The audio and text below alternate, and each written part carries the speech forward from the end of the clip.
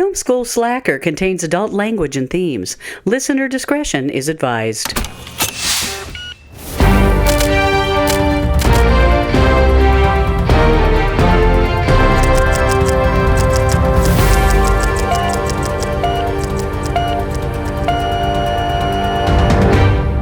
And welcome to Film School Slacker, the podcast where I go through my ever-growing watch list of films, and with me as always is Megan. Hey! And once again, special guest Mitch is here. What's up, gang? Oh, how you doing? I'm doing really, really great. I'm so excited to be back on the podcast. Yeah, we're excited to have you. Yeah, absolutely. And what are we watching today?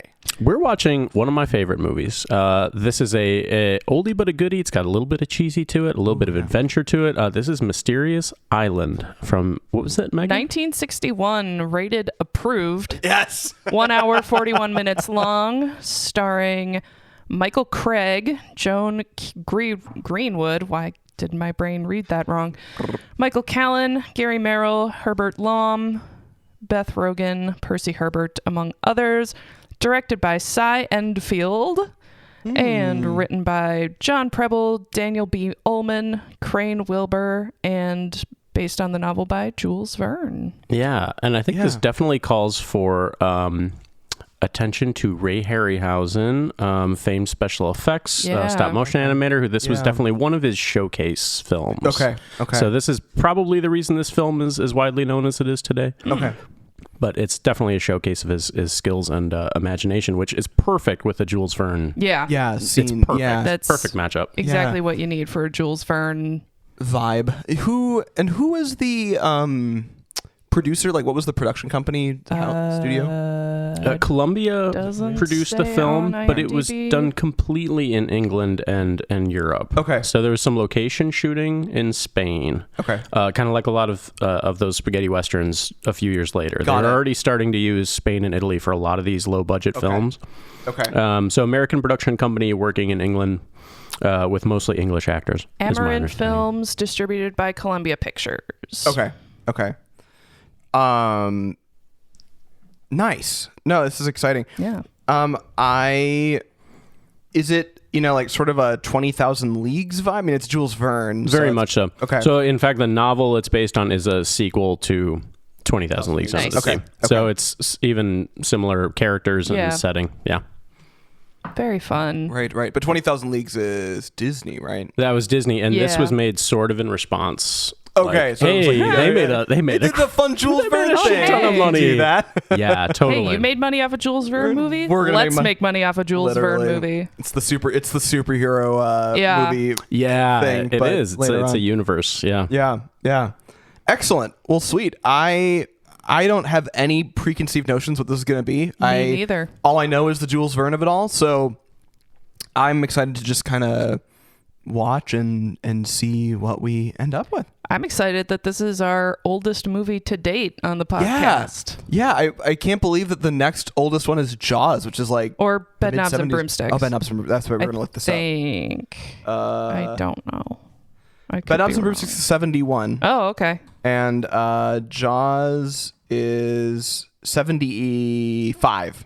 Right. Nice. So yes, by a fair margin. By It is 10 years. Yeah. So I'll that's watch more stuff from the 60s, I guess. probably we just need to keep having Mitch on because I think a lot of your backlog. Yeah, I think my so, stuff yeah. is early 60s. Which, Excellent. awesome. Yeah. I love it.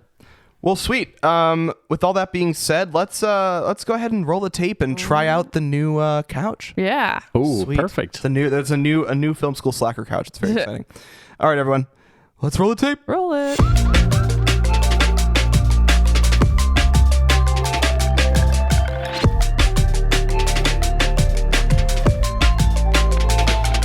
But like the blue screen though Blue was screen. shocking. Yeah. It was I don't know, like that you would have had to have. I've seen movies in the early 80s that were relatively okay quality wise or would have been acceptable, and they had significantly worse graphics, like from a special effects perspective. It's like, always shocking. It's always the first couple of movies that try special effects that get it, that like nail it because they work so hard. and then they figure out how to do it cheaper or faster or shittier, and like and then it turns into that's actually Avengers Doomsday. Right. Sorry. Right. I have some thoughts. That's a whole thing with Jurassic Park. Yeah. Right. Because that was one of the very first films that used CG and a composited to a live movie. God, and it was so good. it holds up so well. And it was because these guys were just absolute monsters. Yeah. And they were the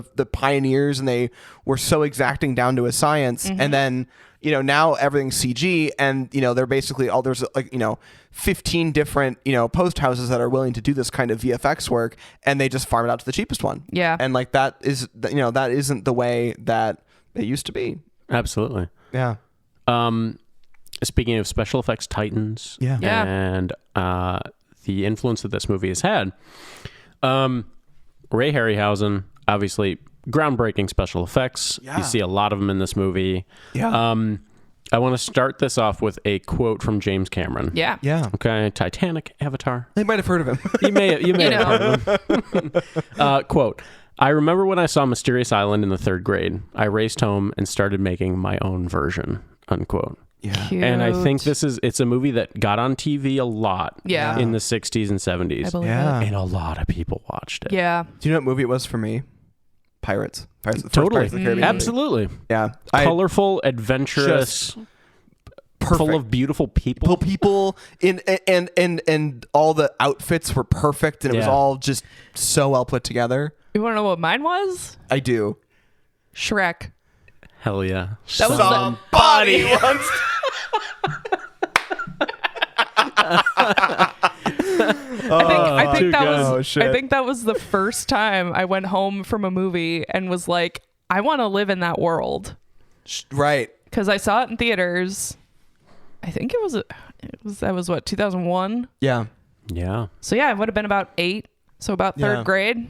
Yeah. Those- Colorful, Colorful, immersive. Funny. funny, Yeah.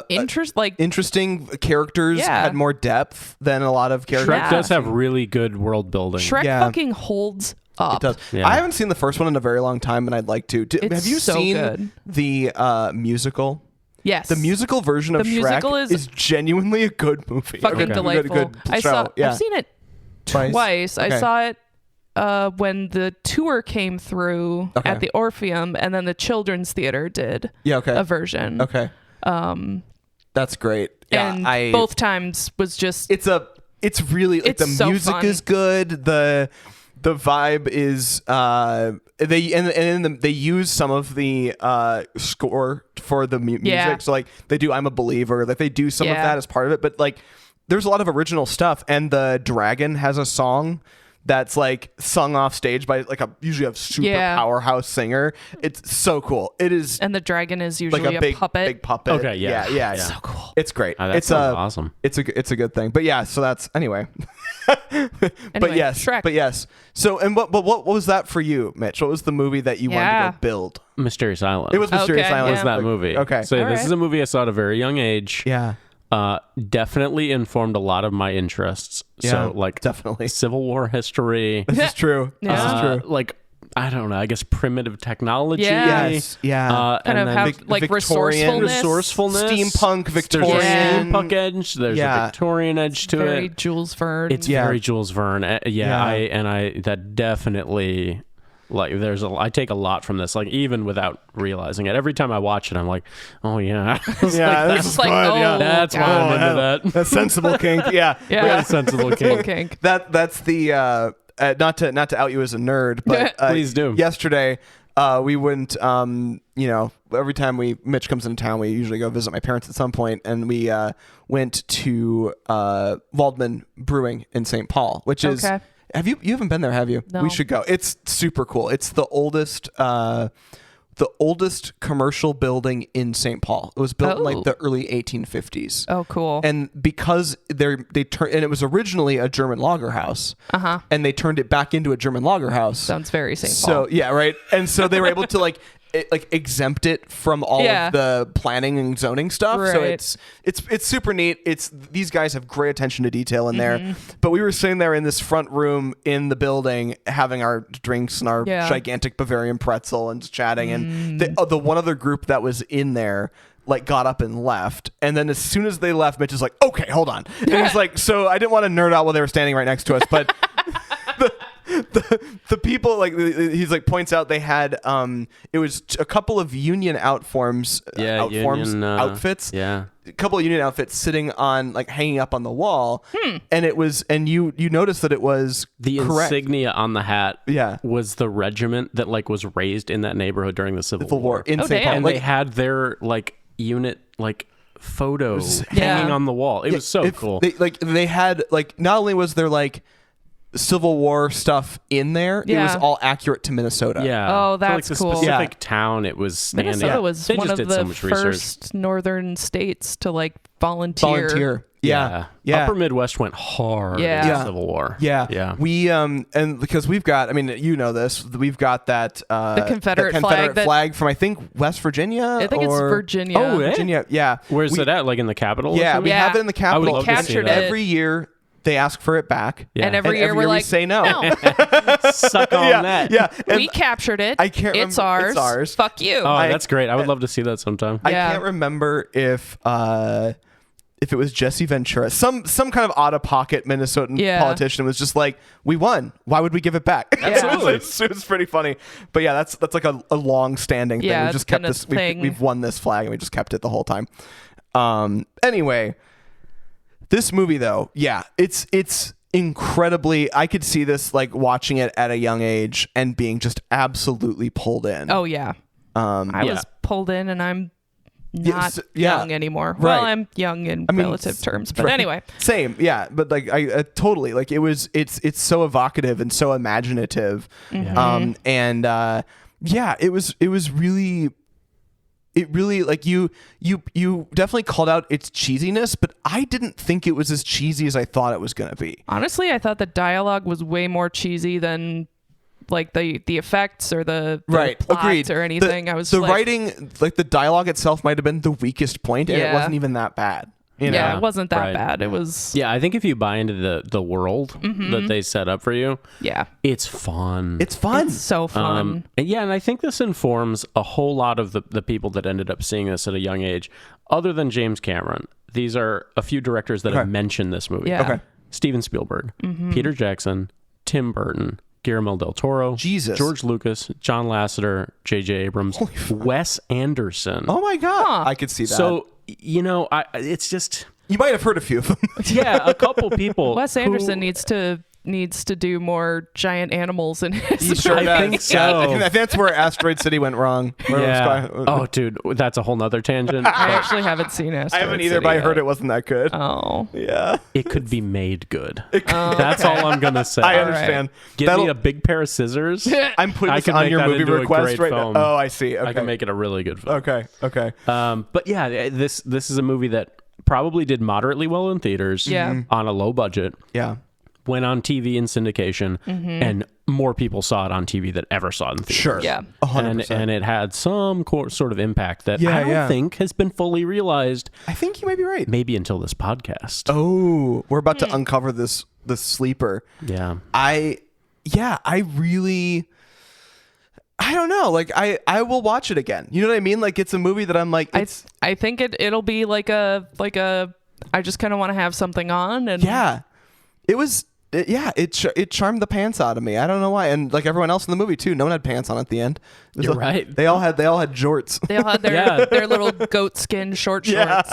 Yeah, they got shorter as the movie went on. They really did. Yeah, like it was like Neb first had no shirt, then suddenly no one had a shirt, and Neb was the trendsetter. The trendsetter, yeah. Eventually, they all would have had the green shorts that he totally had. Those green shorts were phenomenal. I'm sorry, and that really does lend a good thing to, like, I mean, like, not just the special effects, but the set design and the costume design were just really good. On top of that, you know, between the set, like the painting of the backdrops and the way that their outfits, you know, they started with these, you know, very straight-laced, you know, Union and Confederate soldier outfits, and then stripped back, and you watch them slowly find something that was more comfortable for them to wear. Yeah, I do take a little bit of issue with Elena's little slutty 1960s mini dress. Yeah. Absolutely. Like, that's valid. Like, I understand the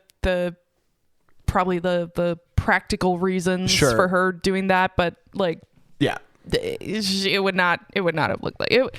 It was very 1960s mod cut. Totally. And it was like, Oh, yeah. Totally. they Hey, did that because they it was needed to keep the men in the audience interested in. Yeah. And it worked. And it worked, you know? Yeah. She had great legs. Yeah. She had a really nice butt. Yeah. I like a good butt. So- I'm a butt guy. There's a lot of good-looking You are a people in that movie. There was a lot of Especially good-looking the people. crab. The crab and the crab was- geese, too. That was a was hot crab right smoking. there. The Smoking, yeah. chicken. Yeah, we need to stop talking about crab because I need seafood. Like, Yeah, that movie will put you in the mood. I am in a seafood mood. Megan just wants to crack open one of those like oysters the size of this I dining room do. table. Honestly, I do. Just pop it open. Where would you like to start on this one? Yeah, You got some notes? I'll just get through my notes. These notes, as always, are a little unhinged, and just kind of like a way to move through things I was thinking as we went through the film in chronological order. So I'll just get started, and we can stop Yeah. as we find something that's worth talking about. At the beginning, just all color all the time. Like every single letter in the credits, opening credits, were a different color. Yeah. They're like, did you know we're using Technicolor? I want you to know we're using Technicolor. They had to get their money's worth. Right. It's And kind of it was like expensive. it was. I was gonna say it was the Game Changer where they used the Kiss from a Rose like 3 times Because they had access to because it. they're like We have to show you like, Game Changer at some point. If, It's a if you whole pay thing. for it, You got to once, use it. Yeah. You can use it more than once in the episode. Keeps coming up. God, Yeah. it's so good. I love that show. Nobody's named Psy anymore. Nobody's named Cy. No one's named Cyrus anymore. Yeah. Fair enough. And then we cut directly into the Civil War. Why And not? For me, didn't know that this movie had any bearing on the real world. Was kind of surprised to start in the Civil War. Yeah. And I also didn't really ever register exactly where Jules Verne would have sat chronologically. Like I didn't He's think what, that he 1880s, 90s? Yeah, you actually Is when he bring was up like publishing? kind of there's an issue with his timeline. Oh, okay. So he's publishing these. I don't know when 20,000 Leagues Under the Sea was published, but this got is it. a sequel to 20,000 Leagues Under the Sea. Okay. I think it was published in the mid 1870s. Okay. So like 10 years after the Civil War ended. Okay. But he kind of like he's creating a universe. Yeah. There's like a Jules Verneverse of 20,000 Leagues Mysterious Island Yeah. and another one that was not really adapted Oh. called The Castaways, I think. Oh. I may be wrong. I think it's called The Castaways. Muppets, get on that. Yeah, get on that. But I think that one kind of happened after another, and he kind of like retconned Mysterious Island to be, I don't know. So, according to Wikipedia, 20,000 Leagues Under the Sea was 1870. Okay. This was actually serialized from August 1874 to September 1875. Oh, okay. And then published in book form in November 1875. When it was serialized, where would he have published it? Like a magazine or a Yeah, like okay. All right. magazines I or see. newspapers, Like kind a of chapter at a time. like a Kind of like Sherlock Holmes. like Okay, a Sherlock okay. Holmes or modern day fan fiction. Very Anyway, cool. and then In Search of the Castaways There you was go. 1867 to 1868. Oh. Yeah, so he kind of. So I think he- he got a little scrambled up. Yeah, Okay. he put In Search of the Castaways out first, but that was like the third in the series. Okay. Huh. Okay. Yeah, we're getting Yeah. like way in the weeds here, but like the guy We live that in the they weeds. find in Granite House, Yeah. that the character name is the guy from In Search of the Oh, Castaways. okay. Oh, okay. But like he's actually in the book Mysterious Island Oh. as a character. It's kind of we're getting way too into it. Okay. But, Okay. No, that's interesting. though. yeah, so Jules Verne definitely had his little universe mapped out, You and know? then Disney took a bite of it, Right. and then Columbia took a bite of it, Yeah. Right. and that's pretty much it until they remade it with The Rock. I think like 10 years ago. Can I put to, I don't know, the world, like, instead of continuing with the Marvel Cinematic Universe, can Disney go back and Reboot do 20,000 Leagues. and reboot, make like a Jules Verneverse? The Verneverse. Oh, that would be so cool. I would That'd be love the so Verneverse. cool. And just do it right. Do it with. Yeah, that'd be fun. Do it Nobody's with practical nobody, fucking sets because I'm really getting sick of the virtual sets. Yeah. It's just Why? It's just Like so look boring. at it, Disney. People loved Project Hail Mary, and so much of it was Fucking practical. loved Project Hail Mary. So much was practical. I'm really hoping that the popularity of that movie kind of kicks Some Hollywood studios back in the into teaser. Yeah. Yep. I think the last time anyone covered Jules Verne is probably like the Around the World in 80 Days with like Jackie Chan. Yeah, and Wow. was it? I don't want to say it was Hugh Jackman. British guy. What's his face? Is that Hugh Jackman? No, No. it's someone else. Hold on. He played Stan Laurel in Stan and Ollie. He's got a really great face. From 2004. Rip. Jackie Chan. Steve Coogan, that's Steve the Coogan. guy. Yeah. Coogan. Yeah. Okay. I think that's the last time anyone's done a really big budget Jules Verne thing. I think so. Talking I like think everything over else has 2 been decades. So audience, what's going to happen is the three of us are going to finish this bottle of New Riff, and we're going to make the next Jules Verne movie. And we're going to open up, what's it called? The script writing software. We're going to open Fade In, and we're going to go ahead and Fade fucking In and- rock this thing. But no, it would be such a great cinematic universe. It would be such a cool- It's so see that. iconic. So many people will be into it. Yeah. I mean, steampunk. Yeah. How Yeah. A sensible kink. How was Very it not like when steampunk was super big, Yeah. back, 5-10 years ago? Yeah. Like, how was it not? I mean, Why didn't they start doing Jules Verne stuff then? Because people don't want. I don't know. I don't fucking know. I don't know. No, I don't that know. was the moment. I agree. I don't know why we lost it. It's Well, frustrating. I think you bring up a good way to kind of talk about the genesis of this movie. So Yeah. we've got Disney does 20,000 Leagues Under the Sea in, I think it's like the early mid 50s. Yes. It's like 54 or something. I think it's Yeah. 54. Yeah. It makes a shit ton of money. Yeah. Right. I don't know, Ian. might have At been that before point, 54, is Walt Disney thinking about building Disneyland by that point? Uh, Probably. it's funny you mentioned that. So I let me double 1954. 1954. Yeah. So Kirk Douglas yeah. Yeah. It's a good movie. so and Peter Lorre. Damn. so this was you. It's interesting you mentioned that because Disneyland actually opened in 55. okay. And they actually, so the big thing, and please stop me because I will go on my special interest side tangent in a second here, but Disneyland, they had a really great concept for every land except for Tomorrowland. They struggled with it perpetually. They struggle with it today. They don't know what to do with Tomorrowland. because really, who knows what Because tomorrow will bring. well, and because tomorrow never comes and tomorrow always comes Yeah. at the same time. And so it's a Schrodinger's Schrodinger's time period. land. Yeah, like you can't if you do a speculative future, you will inevitably get it wrong, and then you have to do it all again. And that isn't great for a company that has a bottom line. Yeah.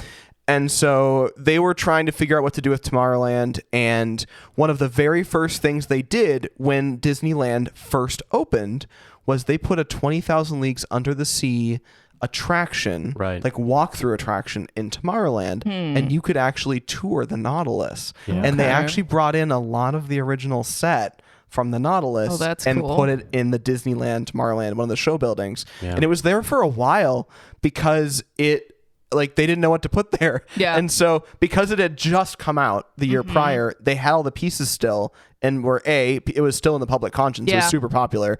And they were able to do that. It, like you could walk through and it had like the organ and like you could walk through the Nautilus. Pipe organ. Yeah. My dream. So that was, yes, they were very much tied together, those two things. Yeah. Right around the same time. So I think you've got Walt Disney sitting on his big pile of cash there. Mm-hmm. And then you've got Columbia Pictures, who hires a bunch of Brits and American expats Yeah.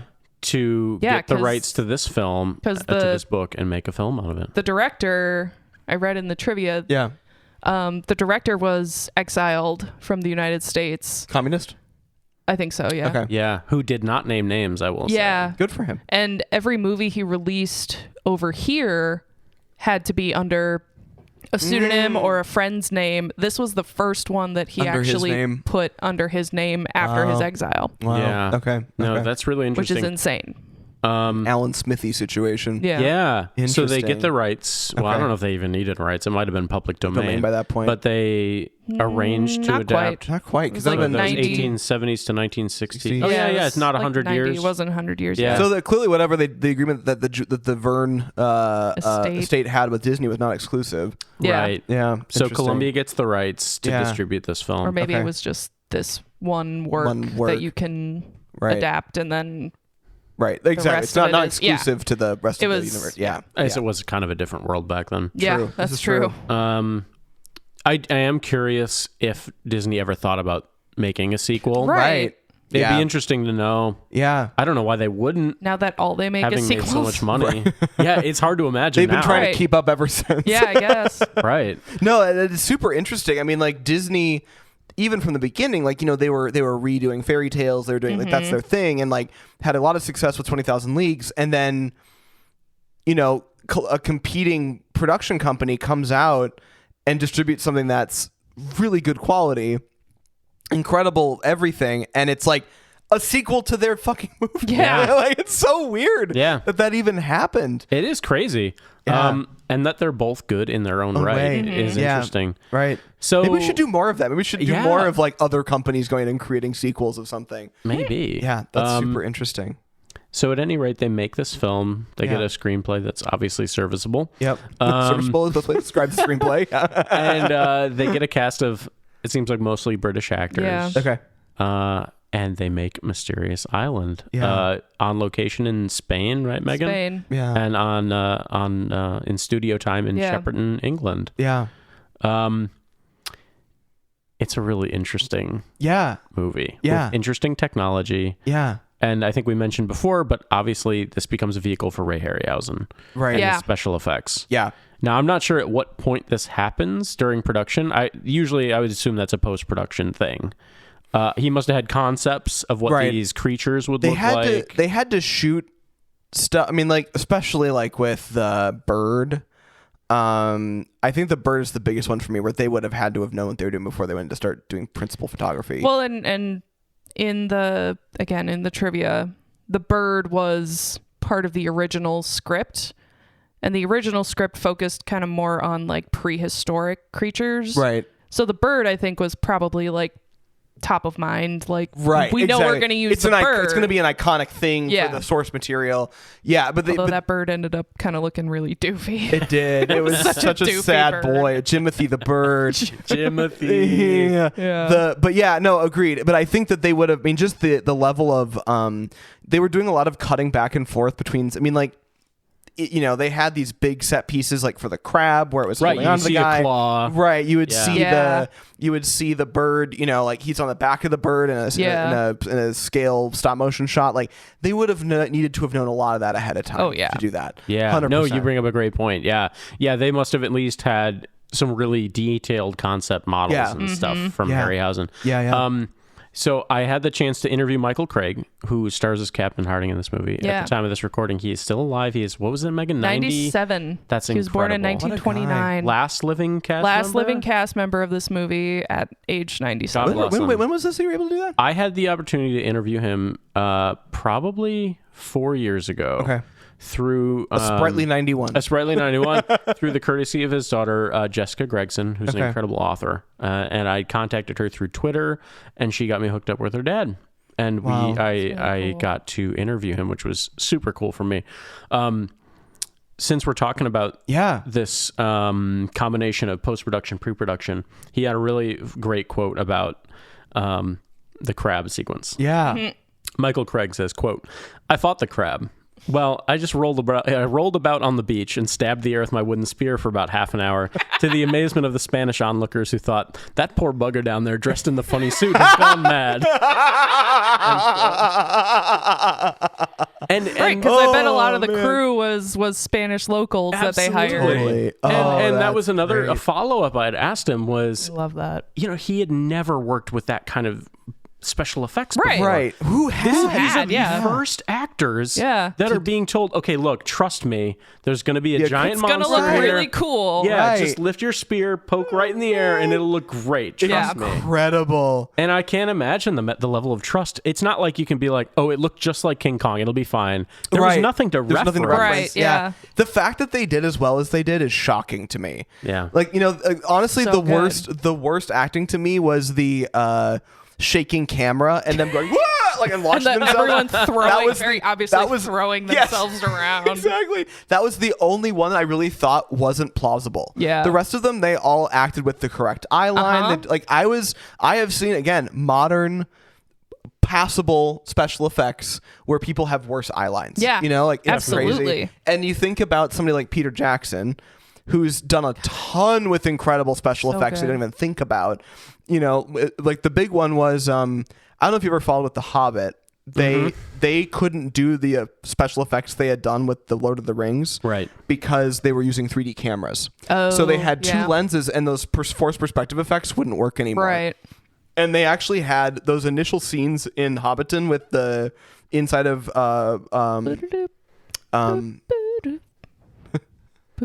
thank you. Bag end, like Yeah. the inside. Yeah, the inside of it. bag end. Yeah, I'll show the inside of your bag end. Sorry, I'll see myself out. A very sensible kink. Very sensible Very kink. sensible Very kink. sensible kink. Thank you. Well remembered. Which is a quote from the movie. We honestly. keep saying that. We To should be be clear. clear. Yeah. But they had to create two versions of the set. Oh, God. Oh no, they had the main version of the set that was full size. And they had all of the Hobbit actors in there. And then they put poor fucking Sir Ian McKellen in a green room with the things in the right places, but not set at all. And he would sit at the table, and and Peter Jackson had set up where they had all of these lights all over the room, and whoever was talking would light up. Okay. And it was real time. So the eye line would... Yeah, okay. and they would do it in real time where they'd be on this other set, and then poor Ian McKellen was Skyped in, was like, just there. Zoom, And like Zoom horrible. conferencing, And he had a breakdown on set. I believe it. He's like, he walks out, he's like, Peter, I can't fucking do this. Like, this is... Well, that's... I'm sorry, he said it with way more panache than I just said it. It's like, Peter, I can't fucking do that. Like, I can't fucking do this. Yeah. Well, that's kind of why. I mean, I don't mean to get back up on my Avengers Doomsday I haven't skepticism. Do it. Yeah. Do it. Well, the trailer came out this week, Right, so I haven't watched it. it looks really interesting. Sure. But every set is green screen and every suit is green screen, and it's like we're losing all of this really cool tactile shit. Yep. And I can't remember. I think it was Alan Cumming who said, because he's reprising his role as Nightcrawler. Nightcrawler, that's right. Which I'm super stoked for. I want to see that for Alan Cumming, because anything with Alan Cumming should be seen. Well, they're bringing the whole X-Men universe into this new Marvel universe. Right. But Alan Cumming actually said that, like, he didn't shoot with anyone else. He was like, even in group scenes.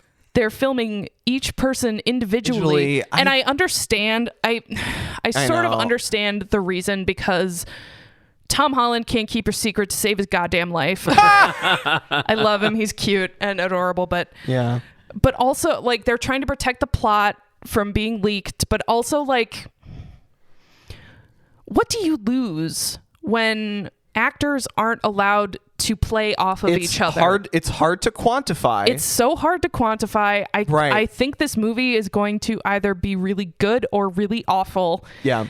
And I'm going 75-25. I have awful to exactly zero interest in watching it. Like, that's my problem. And that's my problem with, like, Marvel right now. I want to watch it because I want to see how they bring in the X-Men. Fair. Because X-Men was a huge... But you can be my canary in the coal. Formative thing for me. I'll be your canary. Thank you. I'm gonna have to see it anyway for the other podcast. For the podcast, sure. That's Threesome Ever. Check us out on Podbean and wherever you get your podcasts. That's fun. But yeah, Megan's just like at every podcast in the Twin Cities. If only hosts every podcast. Amanda Jacobson, get me on Passages. Let's go. No, it's like you and Amanda can't be the same room at the same time, because you both host every podcast in the Twin Cities. We'll create a rip in the space-time continuum. Yeah, exactly. And it'll look better than Avengers Doomsday. Doomsday. Sorry. I'm gonna go back to this. After I see it and be like, I was so wrong, or I was so right. Right. Anyway. Yeah, no, I can't wait to hear. I genuinely can't wait. I can't wait to hear that episode of B3, frankly. Yeah, that'll be fun. But like, just the special effects in this movie, like I said before, the first couple that do the new stuff usually nail it or get it to a point where others can nail it. Right. And then Hollywood takes it and starts doing it badly. Yeah, you cheapen it as much as possible. Yeah. Yes. Bottom line, there's an incredible, before we because there's Dear a capitalism, ton more we stop have to making do. Everything suck. There's an incredible documentary called Jurassic Punk. I watched it on a plane once. Okay. And it's about a guy named Steve Williams, and he was basically the godfather of photoreal CGI. And he was crazy. He's actually a good friend of Jamie Heinemann's from Ghostbusters. That makes sense. I love that. He's pretty nuts. But he was the one that basically completely bootstrapped the idea of CGI in a movie. Wow. He developed the software. He did the animate. Like, this guy is a fucking genius. And never really, but he was such a sporadic kind of like out there character that he never really got his day. Yeah.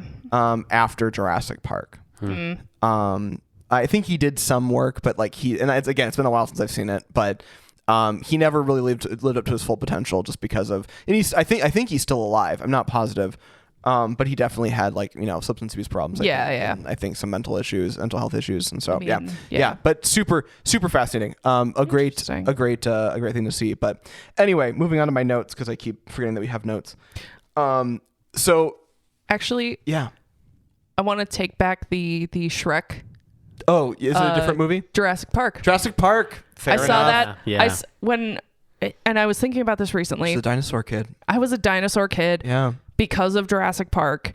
Yeah. And when I was, 3 or 4 years old, every time I went over to my dad's house, because my parents split up when I was really little, every time I went to my dad's house, we would watch Jurassic Park, like on repeat. I was obsessed with that movie when I was a kid. Spared no expense. Yeah. And I mean, it's turned into a thing with me. For good reason. Your living room is themed. My living room is actually Jurassic Park themed. Yeah. I need more plants, but arguably the best movie ever It made. is one of so the good. very You best. could make that argument. And the book is even like the book is great. good.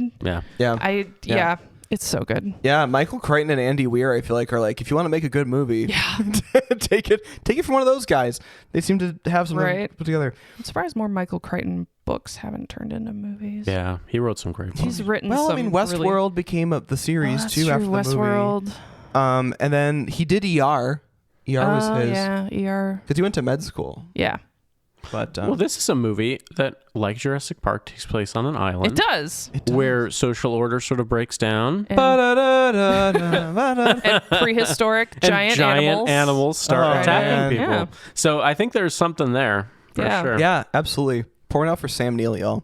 Oh God, what a treasure of a human We did being. go on a Sam Neill binge the last couple weeks. Watched some really great movies. Hunt for the Wilder People is on the list for this podcast. It's probably coming up next. It's a really good. Call. It's a good one of him. But anyway, going back to when they were in the Civil War prison, I'm like, they are so shiny. Like, it's got to be. I choose to believe it was just hot. I don't think that they did it as a bit. I think it was. It had just to be hot. just. They were in Richmond, Virginia, and they were way over. They were overheated. sweaty, sweaty, something disgusting. Was up. Absolutely. Yeah. And then like the guys, like the Confederate prison guards, come down and they all just like assume the position and like go like doing their like old timey music on the harmonica, and, like sitting there looking, what's going on? We're so casual. Look at how casual we're just being. Just act real cool. I'm casual. And it turns out the step was a booby trap. And then we're like, what's the fucking deal with this balloon? Yeah. Well, like I thought that the balloon was something that the prisoners had been building secretly. Had been like working they were on? captured from the balloon went down. I see. Yeah, and they were just like hanging on to and it. then they were and then they were captured by the Southern Sure. Army and Sure. and like they knew how the balloon worked. Right. And then we get to the escape and they have no idea what the fuck they're doing. Right. Like, right. untie rope, balloon, go up. Go up. Yeah. Seems to work. Like that was the end of their plan. Yeah, Oh, like good man. thing this unconscious Confederate guy Right. is in here. Otherwise, we'd really be fucked. Let's throw this rebel out of here. Chuck him overboard. Yeah. Yeah. Spill it. Spill it. Spill it. As you pointed out, Megan, amazing name. Such a good name such for an a incredible name. journalist. Yeah, it's a great name. Brilliant. And then they start going up into the air, and then I'm like, oh, hello, narrator. Just suddenly a narrator shows up. That was kind of fun. And then so we're watching this sequence of them kind of in the balloon, and then looking them floating around on high, kind of drifting along for days. And I'm just right. That there was some chroma keying because it was surprisingly good. There was especially the shots where it was their real, like full size set, and they would be, interacting whatever. And in the background, you could see the sky. Yeah. That was surprisingly good. In a lot of situations, like you can tell it's chroma keying today. Like you can tell, Right. But it's like they did a good job. Whoever lit it, they backlit the set well. It didn't have any bleed. It was very, very, very good keying. Like shockingly good. I feel like a lot of the things that make this movie stand out a bit is just probably one person taking an extra 10 minutes. Yes. To just go the extra mile with Just something. make sure. Like it's one more key light. Yeah, exactly. Or it's one more stroke of paint on a matte paint. Yeah. And it really shows pushes up. it. And it was just enough of that happening over time that it just added up. Exactly. It made Fair a and huge difference. craftsmanship. Yeah. And then like he almost falls out and they pull him back in. Like there's some butt touching there. It's definitely some butt touching. It's not gay. Then It's just a squeeze. It's just one squeeze is totally fine. eh. Yeah, and as long as they're wearing socks, it's fine. And then they crash into the water. And that's an incredible scene with them in the water. I can see why James Cameron was inspired. Totally.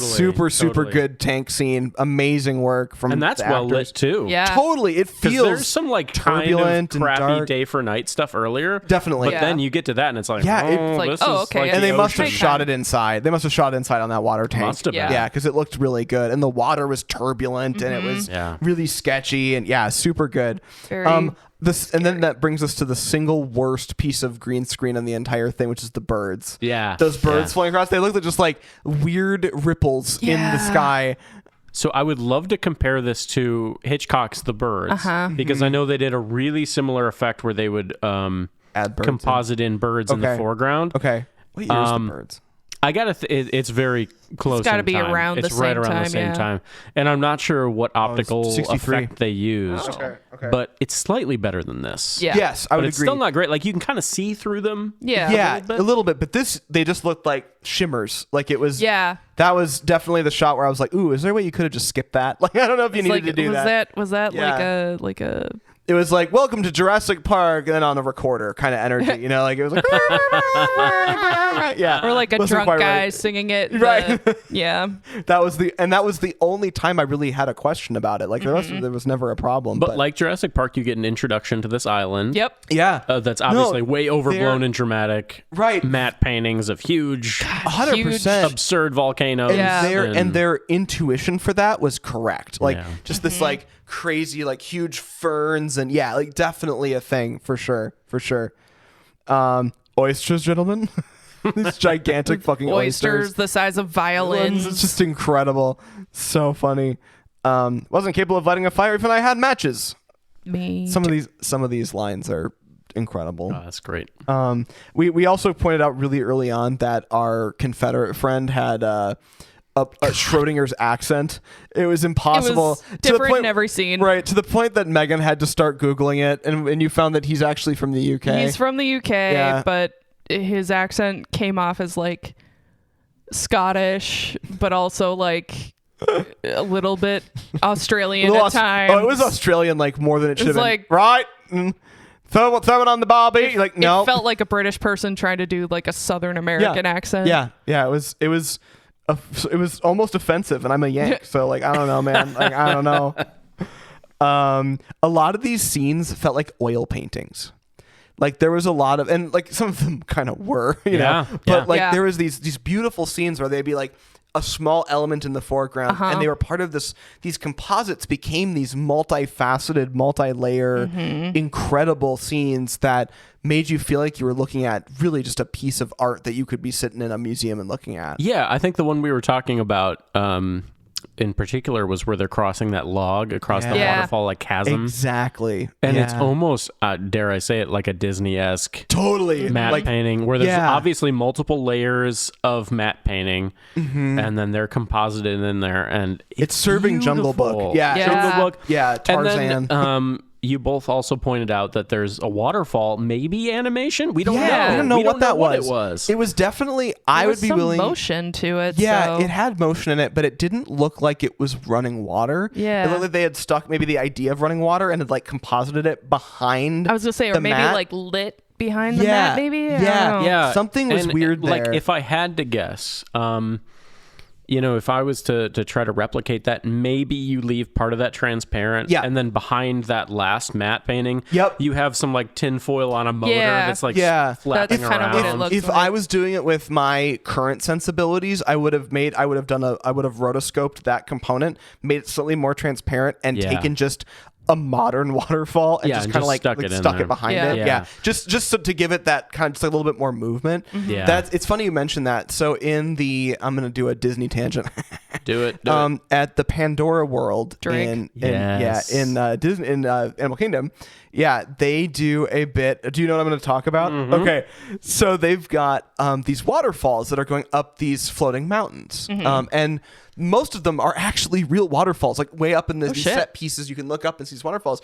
In the farthest one back, you don't think about it, but if you look at it really closely, you're like, doesn't look quite right.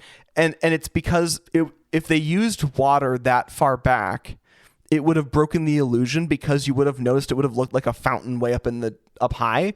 They needed you to think that it was far away. Okay. So they actually had to take this. It was like kind of like clear plastic kind of material, and run it on a wheel really slow, because otherwise it would have moved too fast. Yeah. There's no splashing because they're doing a forced perspective. Okay. You would have known it was too close if you would have seen the water moving in real time. So they had to create this like kind of wheel back there to make it look like there's water way off in the distance, but it's actually like only 500 feet away, but they had to fake it. Interesting. And that's the same kind of deal. It feels like they were doing something like that to force you into perceiving that Disney Imagineering is the exact kind of problem solving that these early special effects people had to do. Which is why, why a lot of Disney stuff is literally just like Imagineers were people that worked. I would be willing to bet that Disney poached people from this movie to work as Imagineers. Yeah, that's the thing that they did. They did stuff with 20,000 Leagues. I can tell you for sure that the production designer from 20,000 Leagues became a Disney Imagineer. Do you know who it was? Give me 2 seconds. Was he one of the 9 old men? Give me 2 seconds. Sorry, you can cut those, but I'm watching someone chainsaw carve Jimothy right now. Good. Oh, it's Harper Goff. Harper Goff. Love Harper Goff. Yeah, he is one of the 9 old men, and he's an incredible Imagineer. Yeah, Harper Goff designed the original Nautilus in 20,000 Leagues. Which then obviously informed this whole movie. Right, totally. yeah. We saw the beginning of that. We're like, totally. Totally not the Disney definitely Nautilus. not Disney. Yeah. And then we get so then we encounter the big crab, which was amazing. And also, it sounds like they had taken a crab, they had killed it. Yep. And made and basically animatronic puppeteered it. Yeah. Pretty much just used the shell as a puppet. Without boiling it. Yeah. Because it would have changed the color of the shell. Honestly, the crab was pretty good. Like, the crab was great. With the legs moving and the way they did, like, that was genuinely impressive. I think you brought up a great point with the Pandora ride, that kind of Imagineering trick. Because once you accept the visual language and the trickery of this film, you stop thinking about it. Right. You're like, Right. oh yeah, sure. There's a giant crab that's walking around. Yeah. Absolutely. Yeah. You know, it's not just a crab from the grocery store that they Right. stuck a bunch of wires in. and then That's made a it real and then crab. just scale 2-3 times. Yeah. So it's like once they kind of fool you once, you're in. You're in. If you buy in. Right. And you know, you don't have to buy in, but like if you're gonna watch this movie for 100 minutes, why not just buy in? Exactly. Yeah. Yeah. It's a It's fucking beautiful. movie. Yeah. Yeah. It's nice. Yeah. My next note was just that whole sequence was incredible.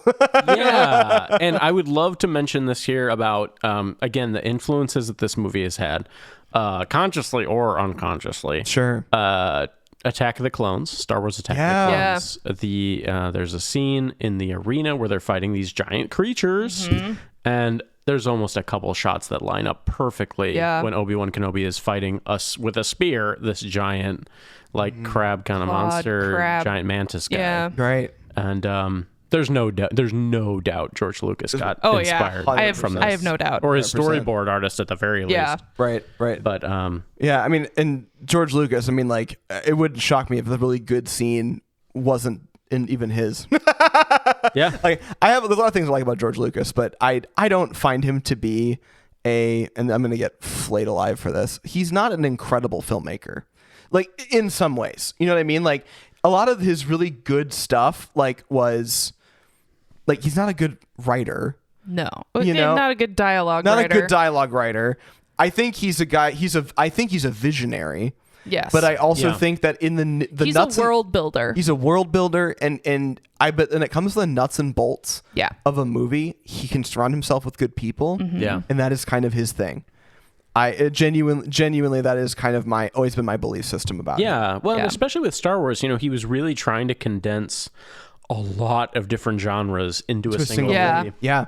You know, early like To great sci-fi effect. serials Yeah. and Japanese like samurai movies. Yeah. Yeah. And he was able. He did golly, it. He did it. He did it. did. Oh, 100%. And that is something that very few people could do. So like, Yeah. totally. props to him tons on of that. respect to George Lucas. Yeah. Like, don't get Yeah. me wrong. I just think that a lot of people that look at like the prequels and go, why were they so bad? I'm like, have you not seen? Like, this is not new for George Lucas. Like, Yeah. it's just Yeah. that he had more control this time. Yeah, You know? I mean, the first Star Wars like made it in the editing room. It was Yeah. fixed it was, in the it was edit. put together. and that was his wife at the time. That barely made it. Yeah. Yeah. Yeah. Barely. Yeah. So I don't want to.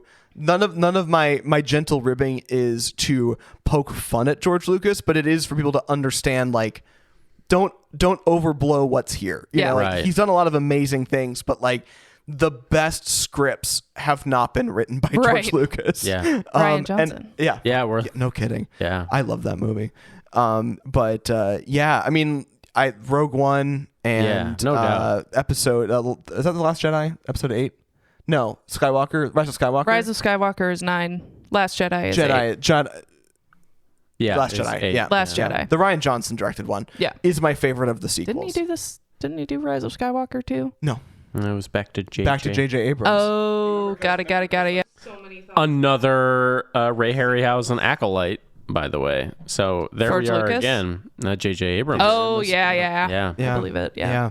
No, and yeah, it's I can see Lost. the influence of Fuck. Cloverfield. Oh yeah, Lost with the Island. Was being Fucking lost hell. on a People on weird an fucking island. island. Why is this Cloverfield, movie? giant monsters? Giant I'm telling monsters. you, Why is we are this movie onto the it. original? I This can movie- guarantee you guys, no one has ever done a podcast about this film. By the way. You are breaking ground This- right now. This movie This is has crazy. tentacles that just reach out, And not just through that Nautilus fucking under- everything, It and is- not just that that's weird crazy. Nautilus under the sea. You guys can't see this now, but we actually have our corkboard out, and we're slowly adding the red string to every large major franchise at this point. That's why I'm here. That's Yeah. literally it's We crazy. get out the yarn board. Yeah, it's the Mitch time. yarn board. It's time.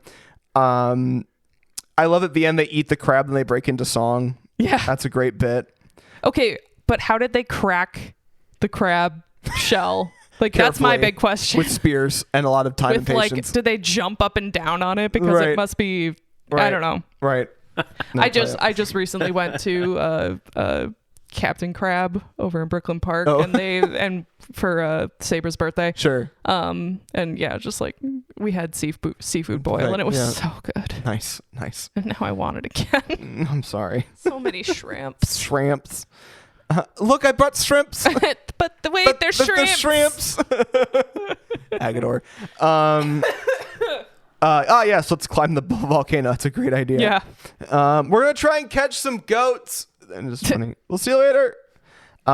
We've been questioning that volcano B-roll the whole time, and now I kind of feel like I want to. Yeah. I would Where love to did know they where get that came from. A volcano B-roll. Like, You know, they're probably, I doubt anyone has ever looked into this. If you find major volcanic eruptions of like the late 50s, you could probably figure out where that B-roll That's came a good from. point.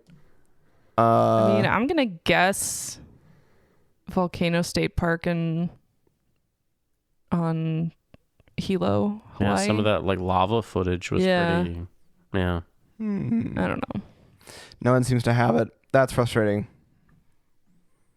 I don't know. Yeah, you're probably right. This is what I'm saying. You're breaking world ground may right never now. know. Yeah, this is crazy. You stumbled on like film An ephemera that untapped- nobody has. No one has actually tapped looked into. yet. 'Cause, I mean, you look at it, you're like, well, this is stock footage, but where? Like, where is it From from? where? Yeah, but from where? Yeah. But it works. You know, I mean, Yeah. they obviously had a limited budget. Yeah. And they realized, hey, you know, we need some real volcano footage.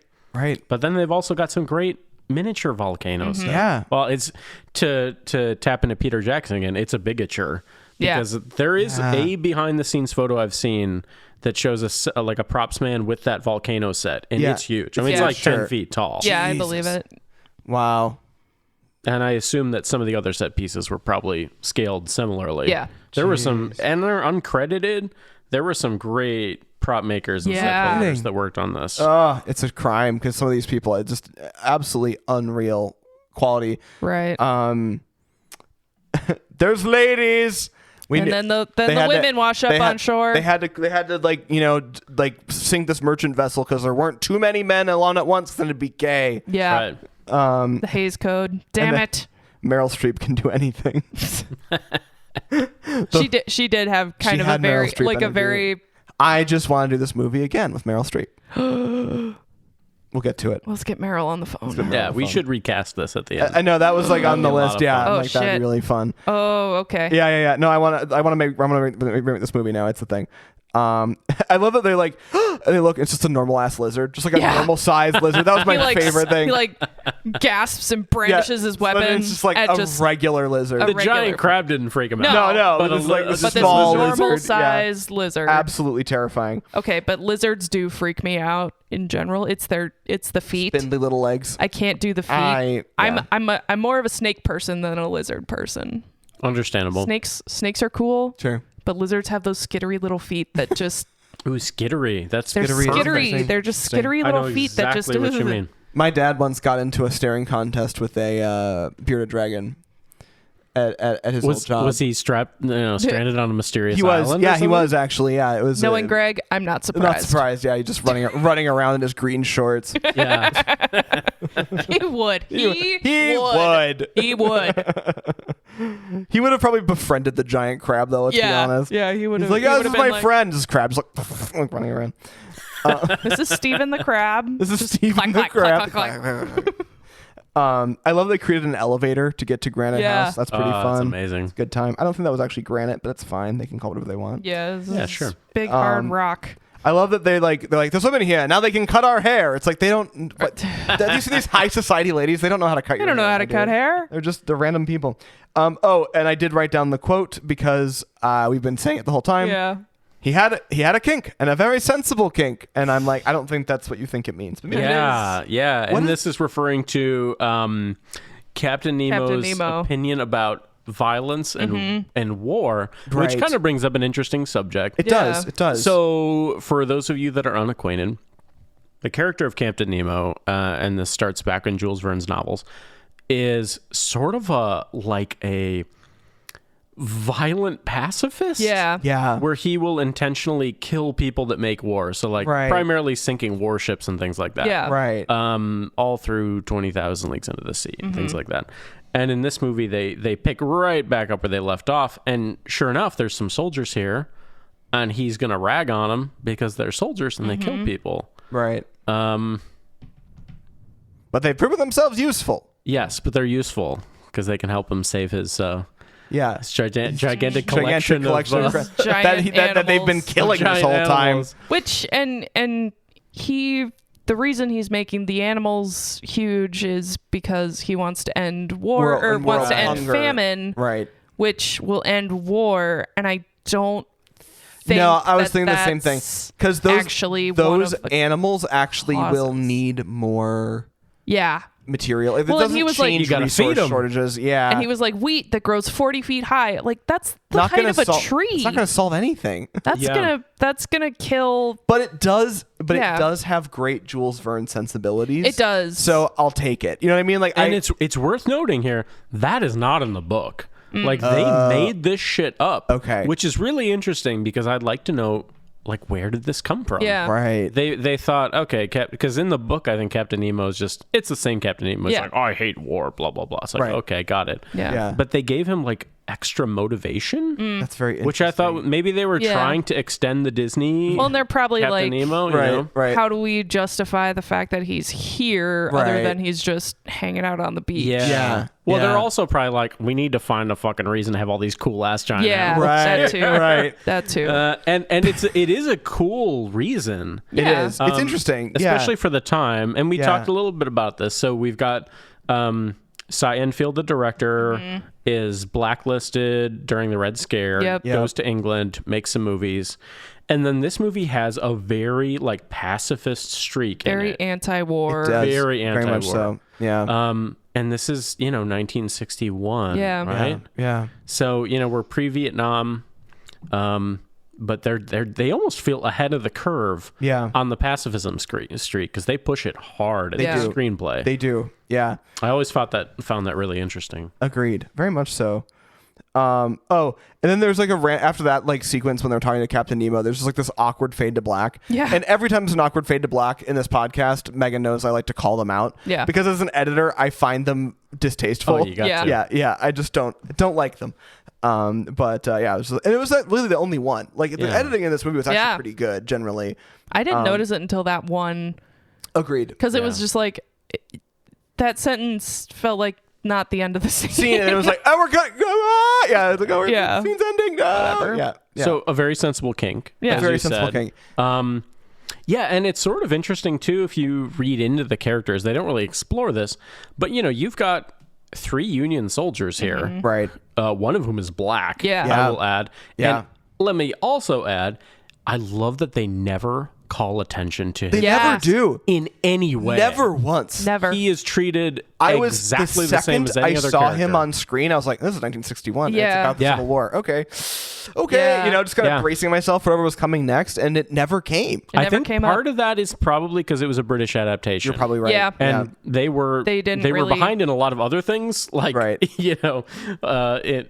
far as like gay rights and stuff. Yeah, they were. But as far as racial, a little bit different. They were ahead of the curve. Definitely ahead of the U.S. Yeah. And I think that's why Neb's character in this is treated just like anybody else. Pretty excellent. Even with I kind of expected a blow up between the Confederate soldier and the Black Union soldier. Exactly. Like that was what I was bracing for was right. Because especially in the beginning, the Confederate soldier says, "We're not going to talk politics." It's like, oh, okay. He thinks that black guy is not worth whatever, and Megan, he's going to be a dick. It's about states' rights. No, it was states' about rights too much, number one, motherfucker. States' rights to enslave people who they deem, people who have melanin in their skin. And so I think that's what's interesting. If you remade even this exact script today, there's no way that the studio is not inserting some like racial conflict. Oh yeah, totally. But there's this. I can see the scene. Totally on the out. island where the Confederate guy confronts the black guy and or just microaggressions or like, that so much they could have done and it just never came up. And which, why do you 60s. guys think that is? I think to your point, a lot of it could just be England. like the production team that wrote it, and probably time. Probably they didn't want to. It didn't seem relevant. Have to go, and that it didn't really seem relevant to. But on the flip side, they did have a Confederate they had a Confederate character and a Black Union character, and they kind of didn't utilize that aspect on either of them very much. Like after the initial, like I think they used the Confederate guy to create that strife at the very beginning, and then once everyone realized they had to band together for the better good, then that kind of fell away. Even that took a minute. It did. Like even that was like I kept screaming at the TV. I'm like, it's not about who you were on the mainland. Right, You're on a right, fucking right. desert island, and now you need to survive. You have to band together. Right. Like there was a good like 5-10 minutes where people where the dudes were like dick measuring and Right, all that sure. kind of stuff. Totally. It was, and that's where I expected that to come up. Yep. It never strife did. to come in, and it never did. I think that there's two ways to look at it. I think there's the way that we've been talking about, which is just the logistics of the film and the people that made it. I think the other way to look at it would be from a story writing perspective, where it's just like, to your point, cut for time. Yeah. Why do we, is it once they used the Confederate guy as the example, and then after that, you got the point. We're not going to bring more attention to these strife items. We have literally bigger crabs to boil. Like we don't have bigger time crabs to flip into geysers. into a geyser. Like we don't have time to get into this. Like we all need to survive. And the very idea that the two of them are operating with each other as a team because they have to kind of says the story on its own. Agreed. It doesn't need to be brought to itself. Yeah, and I'll say the book takes place over a span of years, like maybe 10 or so years. Don't quote me on that. Okay. But it's years. Damn. Okay. And this movie is, I don't know, 2 months. Yeah. however long it takes pants to turn into shorts. Shorts. It's hard to say, really. It depends on depends. It depends. There you go. That's right.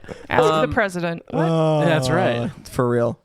And I think that, so basically you've got a compressed timeline in this film. Yeah. And so, there's definitely stuff you've got to cut out. Yeah. I think that there's a lot that you could imagine happen. Totally. But it seems to be that the impetus is like, hey, these people are in a survival situation. Yeah. Whatever shit they had on the mainland after that, Doesn't like 10 fucking minutes, matter, it doesn't fucking matter anymore. They realize that after the first however long. Right. And they just figure it out. Yeah. They're like, you know what? I don't care what your skin color is. We need each other to survive. Yeah. Yep. Which I think, and that's all unspoken, but it tells you a lot when you assume that about the characters. Right. If you know that about the characters, it says a lot about the direness. Yeah. Like they must have gotten over this. The characters must have had that conversation. They were going to die or figure it out. Yeah. And exactly. also, I mean, and the other thing too, and this is kind of an interesting thing that you could go on a separate tangent about, but like Neb is super competent. Yeah. Like he's useful the whole time. Yeah, he's never the object of like comedy Yeah. in this film. Correct. In fact, He's not the comic relief. Not the comic relief character at all. Minority character. Pencroft, the Confederate soldier, is the object of comedy. He's the one He gets shit-faced drunk on like pirate liquor and he stuff. drinks the Yeah. weird. Yeah. So Yeah. again, these are decisions that were made in the writing room. It's it's and really it interesting. makes this film unusual. It does. No, it hit for 1961. Shit hit different. It was very surprising to see. There was significantly more misogyny than there was racism. Crazy.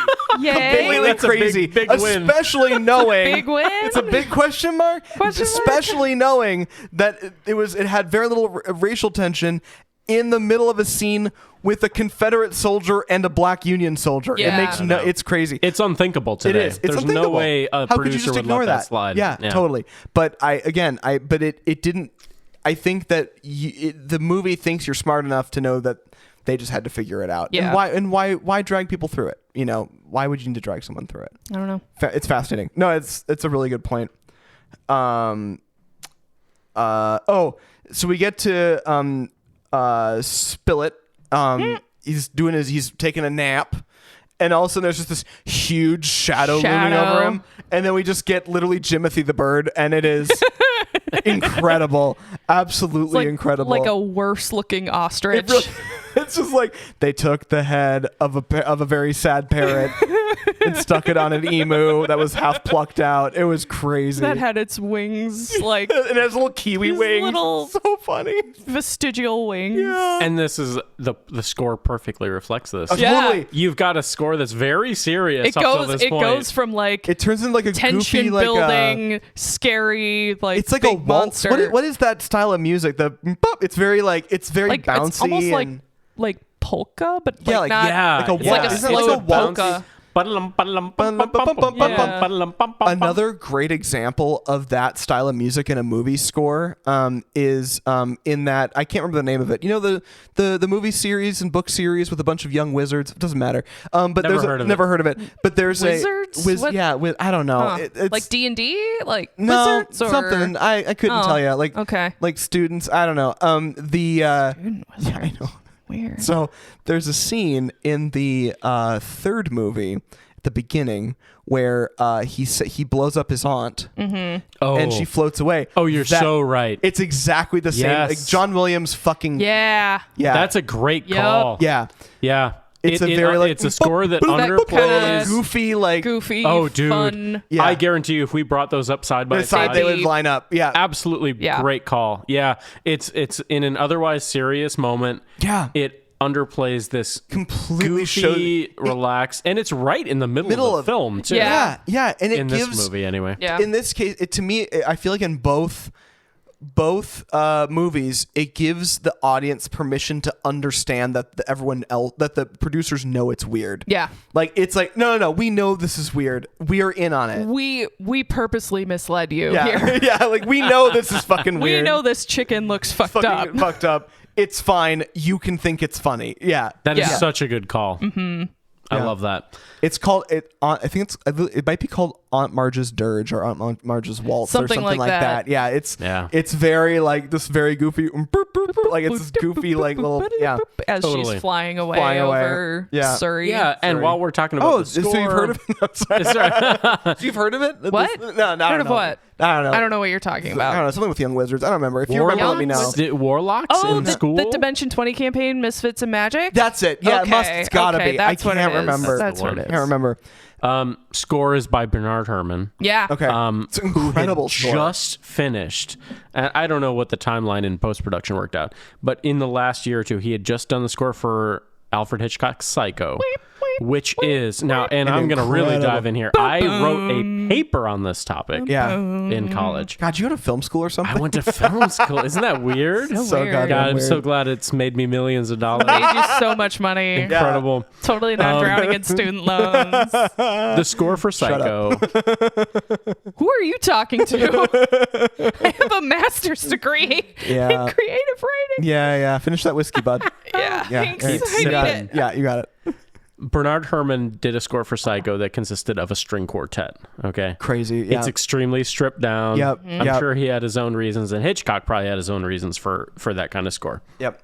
Psycho's on our list, by the way. He goes from a string quartet to the next film he does is this Technicolor fantasy Yeah. island escape thing, and he pulls out every stop he's got. does. Yes. It's pretty amazing. He has at the very beginning of the film, and you hear it reprised later, this volcanic explosion where it's like deep timpanis welling up. Yeah. Kinda And love a then timpani cymbals crashing as you see like ocean waves. Yeah. Yeah. And then later you've got this chicken piece where it's this very goofy, bouncy little chicken thing. It's just the whole score in this film so perfectly reflects the action on screen. Yeah. Almost more than any other movie I've Yeah. ever seen. It's It's brilliant score. I cannot believe how on top of the game everyone was in this show. Like I that score punched so hard up on what I was expecting it to be. Yeah. Yeah. Unreal. It's every bit as colorful as As the Yeah. Technicolor. the Technicolor film that Totally. was shot on. Yeah. Totally. Quotes. I owe you sex now. And then she says she's decided to marry him. It's like, oh my God, just chill. You've taken a rupee from a Which, priest. like, if given the timeline of over 10 years, yeah, I could see that 10 happening. years makes sense. Yeah. So- But, like, Yeah. 2 months, girl, slow down. Also, but she did get him good with the captain logic though. He's like, But he's She not a did. sea captain. He's a land captain. We're on land now. on land. I'm like, oh shit, she's Duh. onto something. She's got this. They walk up and see the honey flowing down the thing. It's like, it's KY jelly. So they go into this cave, and at this point we all kind of point out that these cave sets are fucking amazing. So good. Yeah. They're so good. And They're just so tactile. yeah, like, and the color, like The lighting. the lighting that they've done for them, it's cinematic. It feels like every, like, you know, when you watch like an animated, like the animated He-Man, like caves, that purple dark, like it's like the photoreal version of that. This like dark, deep, multifaceted, multicolor thing. Like it's a cave. Like it's exactly what you think a cave should be. You don't question it being manufactured. You don't question any of that. It just works. And one of the things I wrote down was the Disneyland aesthetic. Like it has this whole movie, even though it was Columbia Pictures, it feels very inspired for the things they did with Pirates of the Caribbean, which came with the Pirates of the Caribbean. The ride was like 1965, 1966. Like it came out after this movie did. I am positive that they saw them build the caves in here and go, yo ho, we're gonna fucking build this thing to look like the caves in Mysterious Island, because those caves are a place I want to go to. Absolutely. And especially since they're lighting those things with gels. Yeah. And they're stacking them full of props of swords and chests and coins and things like that. Skeletons. Very piratey. Yeah. Totally. And I think we came upon this part of the film before we even met the pirate crew that suddenly happens upon the mysterious island. Truly. Yeah, exactly. So, yeah, I don't think there's any doubt that Disney Imagineers were watching this movie very closely. Yeah. And took a lot of the color and set design back home with them. Totally. I fully agree. Yeah, pretty amazing. And fun fact, it is true that one of the skeletons in the Disneyland version of Pirates of the Caribbean is in fact a real human skeleton. Amazing. Which is pretty fun. Not the honeybees. Once again, beautiful stop motion. Incredible stop motion on those honeybees. Like really, they were so detailed. Like amazing. Like individual, like you could see the individual hairs. Like moving around. Around. And their mouth parts were super accurate. Like just really, really looks really cool. Stunningly beautiful. I'm not sure the scale of those. There is a traveling exhibit that goes around the world that has some Harryhausen stuff. Okay. Maybe a couple things from this film. Okay.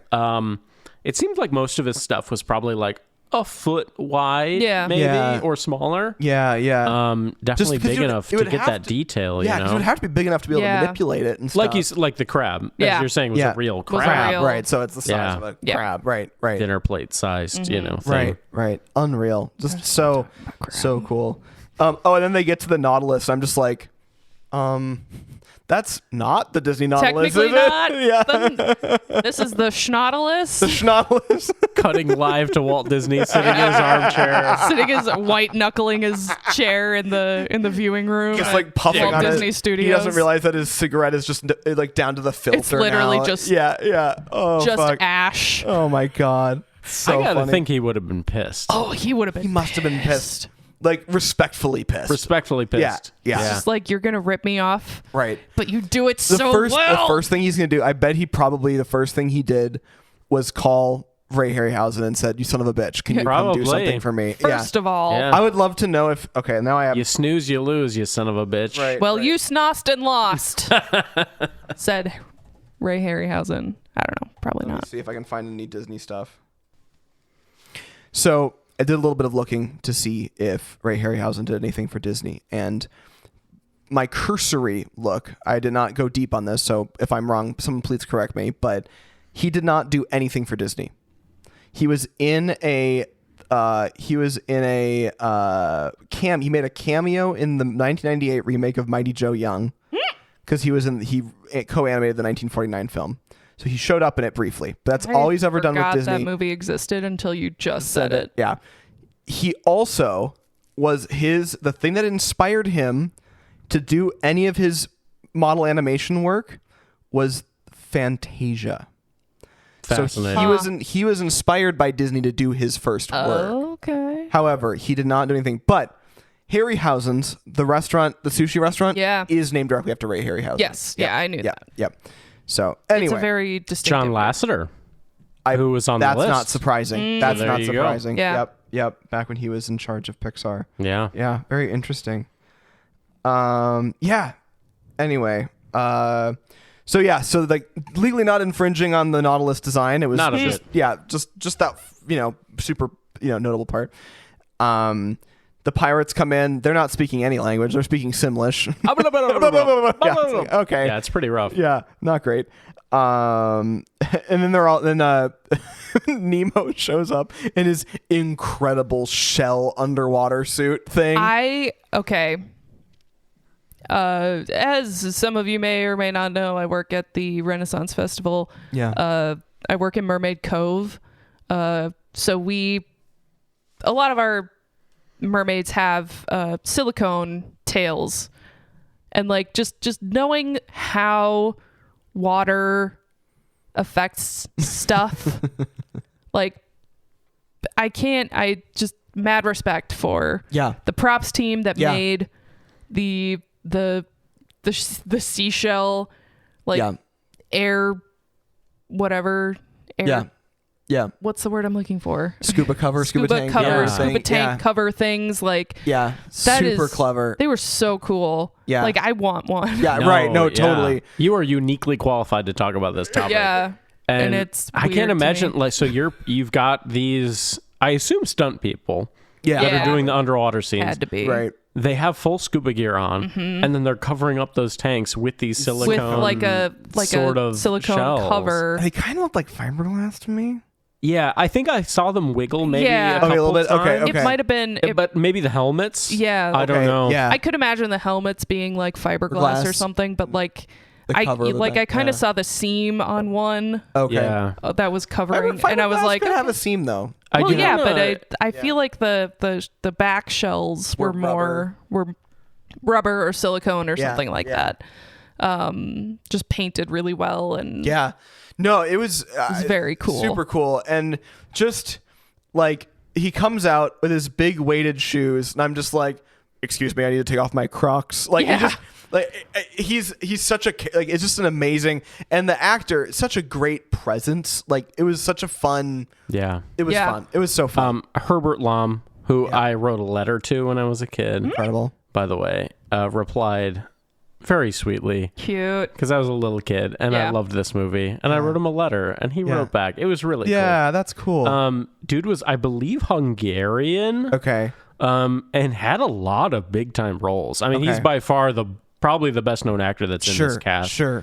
Yeah, he has a gravitas. Yeah. That definitely works for like a Captain Nemo type character. Yeah.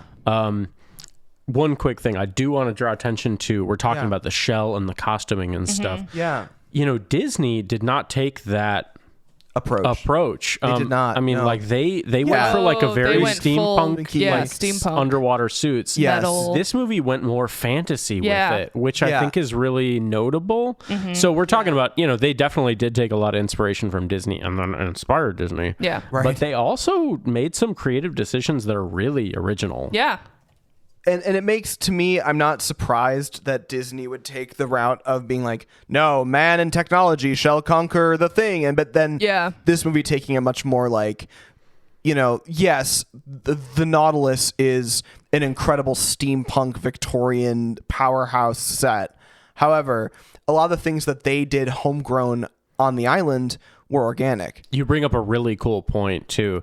Again, we're like way ahead of Vietnam and stuff. Yeah. But between the pacifist streak and this idea of, hey, Captain Nemo's got all this technology, but guess what? In the end, it doesn't fucking save them. Right. What saves them is their own ingenuity. Yeah. And the resources that they find on the island. Yeah. Which is crazy. Yeah. It really does. I don't know if the writers of the script even intended it, but it makes a statement about what's important to these characters and what ends up being saving their lives. Agreed. Yeah. It's being resourceful with what you have access to. Yeah, it's not this amazing miracle technology that saves them. It's ingenuity, their own ingenuity. and technology doesn't look like one thing. Right. Technology doesn't just look like, you know, blue, steel, you know, cold technology. it can be, you can use natural elements like shells, like big ass shells and that or crabs bamboo or and that the bamboo pipe the, and white sappy stuff. That's the the Elmer's glue situation. That's what gets them off the island. Yeah. No, I totally agreed. It's a combination of resourcefulness and technology is what does it. And I think that is a really interesting point, kind of you bring that together. It to your point, ties into the pacifist element. I think you're totally right. This is a very socialist film. Oh yeah.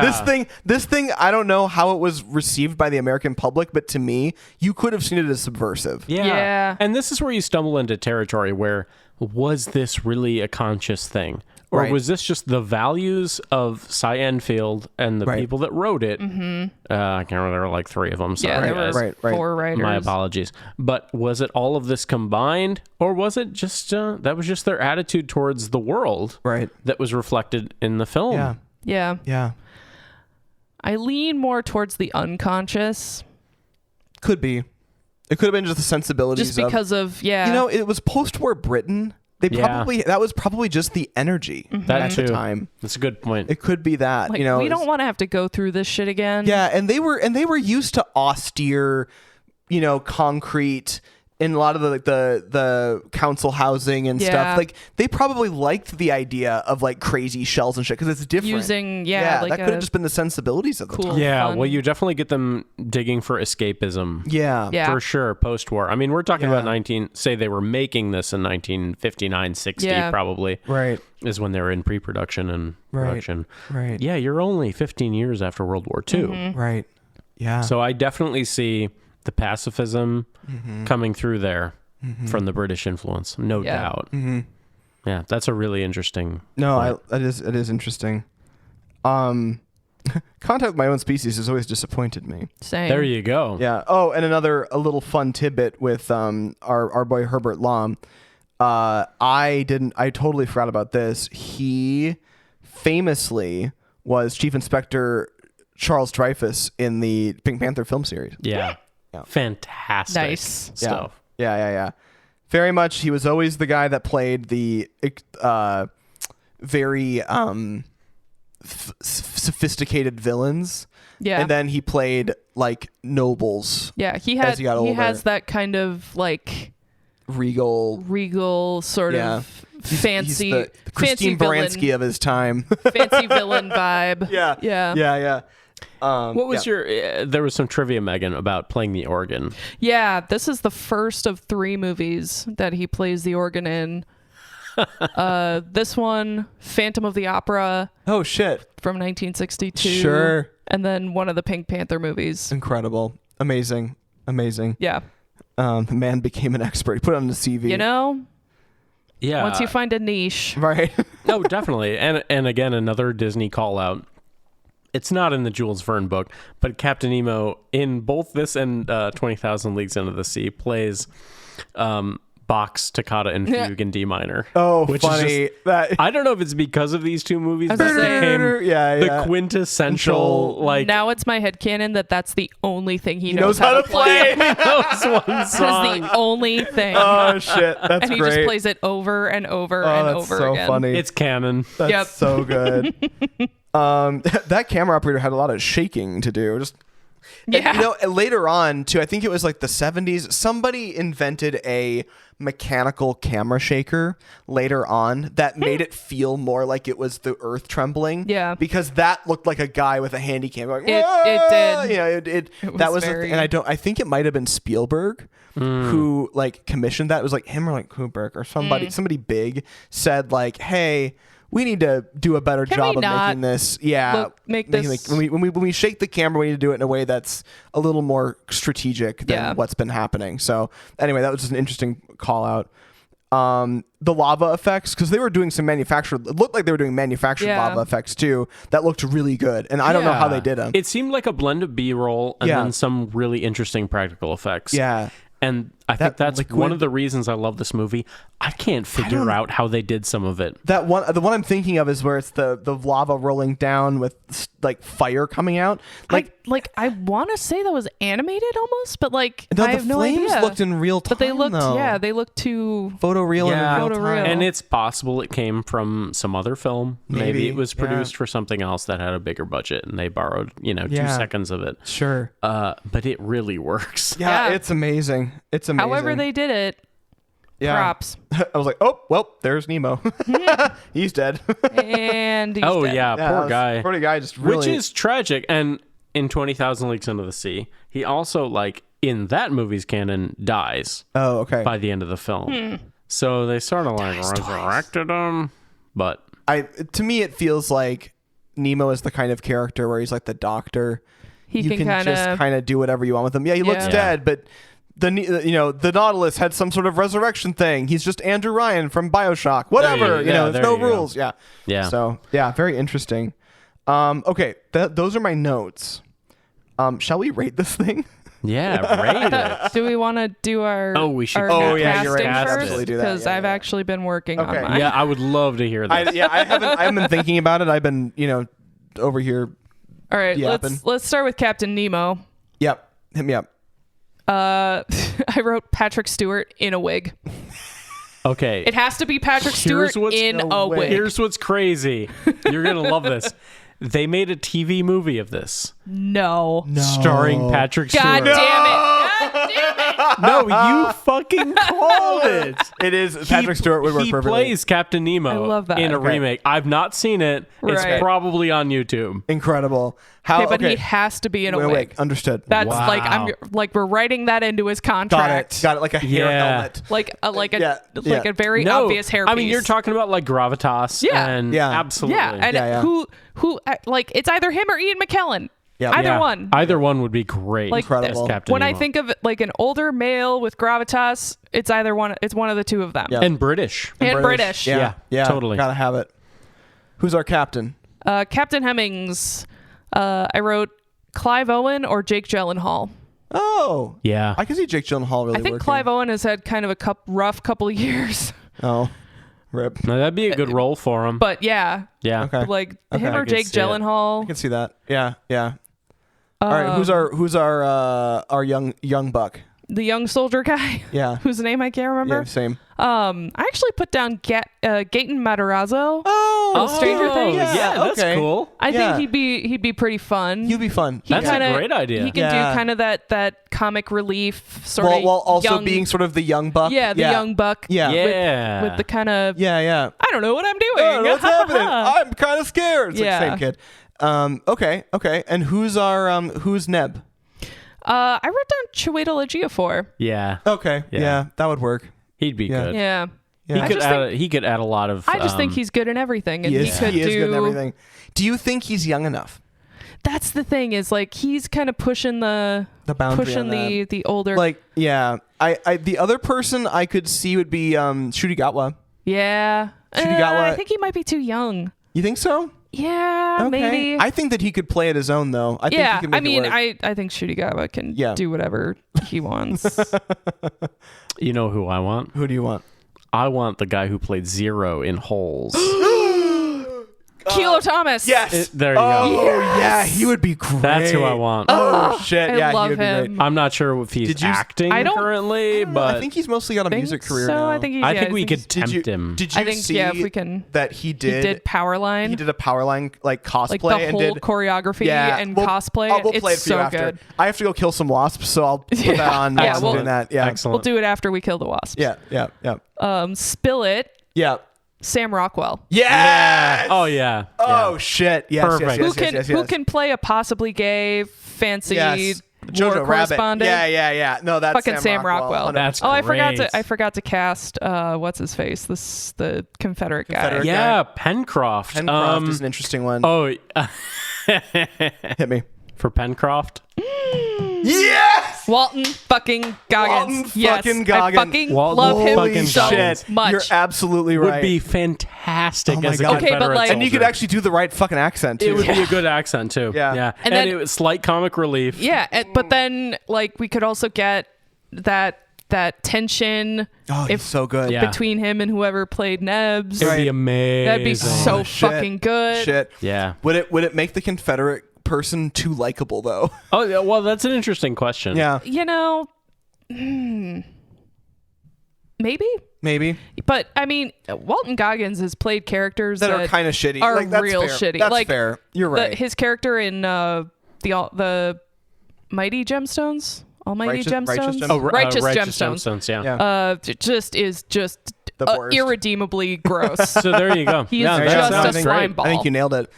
Are we casting the ladies? I cast the ladies. Okay, please cast the ladies. I mean, Meryl Streep, yeah, obviously. There it is. Yep. And then Elena, I wrote Dove Cameron or Florence Pugh. Oh, I like Dove Cameron. Either I think- way. I think- I'm good either way. I think Dove Cameron would go better with like Dove Cameron. Gatton Matarazzo. Yeah, I she's think great. both of them could it's be gonna very come down cute. to they would be good chemistry. together. They'd be Yeah. And Dove Cameron's funny. She is. Which She can do- Yeah, she's actually pretty good. Yeah, no, that'd be fun. Yeah. That'd be super fun. And also, I would love to see a Meryl Streep, Sam Rockwell situation. Oh my God. I didn't even think of that, Can you but imagine? yes. Can you imagine? Yeah, because they've got some great interactions in that script. Oh, that'd be really Yeah. fun. Oh, that'd be so fun. Wow. No, Like- I want this movie so badly. Well, Who's our director? I think anybody off that list I read Yeah, I was at the gonna say- beginning of this. Except- could do it. Jackson. Peter Jackson. not Peter Jackson. No? Why? There was one. Dude, I want to see... Can you pull up the list again? I want to Because see there was Guillermo one I del was like, Toro I was do gonna it. say Oh, Guillermo yeah, del Guillermo del Toro. Toro. That would be perfect. That would be so, especially with all the creature stuff. Yeah, Well, and and what again, if he went more so- into like the creature, like the original creature And concept? to your point, he was originally supposed to do the Hobbit trilogy. right? Really? Yes, That was he supposed to be Guillermo del Toro. Well, I don't know if it was a trilogy at that point. I think Well, it was yeah, a single it was film. The Hobbit. Yeah, and he But was at gonna that do point, it. The Hobbit was supposed to be Guillermo del Damn. Toro, and Yep. he got as far as like concept art. Yeah. Shit. And then it was like they pulled the plug. Have you seen the Frankenstein? Yeah. I went home. So we went to see that for my birthday in theaters, and on the ride home, I bought the coffee table book, Oh, like that's the cool. concept art and all the behind the scenes Is info. it amazing? It's gotta be so amazing. good. Like Oscar Isaac wrote a piece for it. There's an interview with Jacob Elordi. Wow. It's so fucking good. I haven't rewatched it since I saw it in theaters, but I need to because it's so fucking good. Well, you talk about color Yeah. in a film. Yeah. It is so Guillermo del Toro colorful. does color Colorful. palettes better than almost any He's director. so good. He's honestly one of my favorites. He's incredible. He's one of my favorite And he's just a directors. good bean. He is just a fun guy. He's a good dude. Like Yeah. I would get a beer with Guillermo del Toro, 100%. even though I don't drink beer, but whatever. Right. He'll make it work.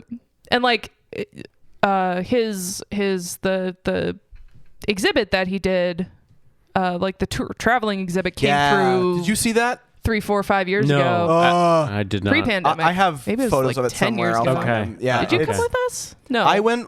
I think I went with. I'll tell you who I went with later. Yeah.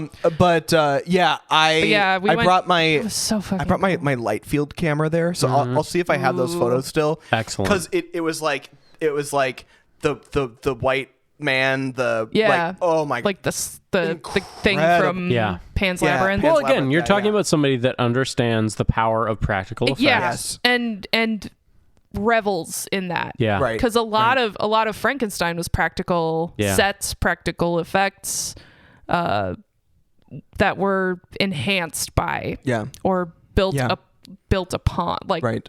they didn't start off as CGI; they started practically, Yeah. which is Yeah. how I think we need to be making movies. But that's Agreed. just me. Agreed. It's part of the art. It's part of the art. Yeah. It is. Part of the art is the process, and that part has been Yeah.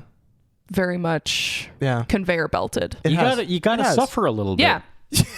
It has to be slightly unpleasant. You You have to know that. I think the way I think about it was I think it might have been a Hans Zimmer quote, or maybe it was I don't remember who it was. Somebody was like, the first thing I can tell you is I don't know how to do this for your movie. I don't know, like, if I feel like if I walk into a piece of art that someone's asking me to do and I can do it on a conveyor belt, I know it's not going to be my best work. Wow. You know, like Yeah. the idea, it doesn't like, you don't have to be in pain to do the art, but it should be something that engages you. You have to kind of drink it in. You have to make it part of you for a while. There's a sacrifice involved. Yeah. Of time or sweat or just blood, mental sweat, and tears. Power and absolutely. Yeah. I mean, absolutely. It's a, that all the best work I've done as a technical, director, producer, editor has all been stuff where I get pitched something and I go, oh, I love it. Yeah. I don't know what the fuck I'm gonna do. I don't know how the fuck to do that. I have to figure this all out right now. Yeah. And we've done I've worked stuff on the stage that's been really fun to do because, we didn't, no one in the group, everyone in the group was pretty good at the domain that they were known for, but none of us knew how to do the thing we were doing. And that was really fun to work on because everyone was just, I remember and to your point, blood, sweat, or tears, I remember I was on it was in the height of the pandemic and we were trying to edit this thing after we had shot it. And the director and I were both crying on the phone. It just, if you don't have a little bit of emotion or something and tied into it, it's not going to happen. You have to give a shit. You have to give a shit. Yeah, I've definitely been there on films. And this is, beyond all of the other issues that are that happen ethically with AI. I think my biggest problem with AI for art in general or being involved in art, and I'm not saying machine learning can't be utilized in technology for creative purposes. That is not something that I'm not here to kill technology just because the big tech companies that do it are bad. That's kind of my thing. But I think that with art specifically, if you don't have a human thought process and emotion and collaboration involved with doing it, it's not gonna have the same resonance with people who consume it. It never will. It's soulless. Yeah. And if you don't have a soul, it's soulless. Right. And I hate to say it that way because it makes it's so easy to write that away. That phrase. Yeah. You're right. You're absolutely correct. I use soul as it's something innately human. Correct. And, no, and, I totally get that. I totally get that. The word I'm looking for. Fuck.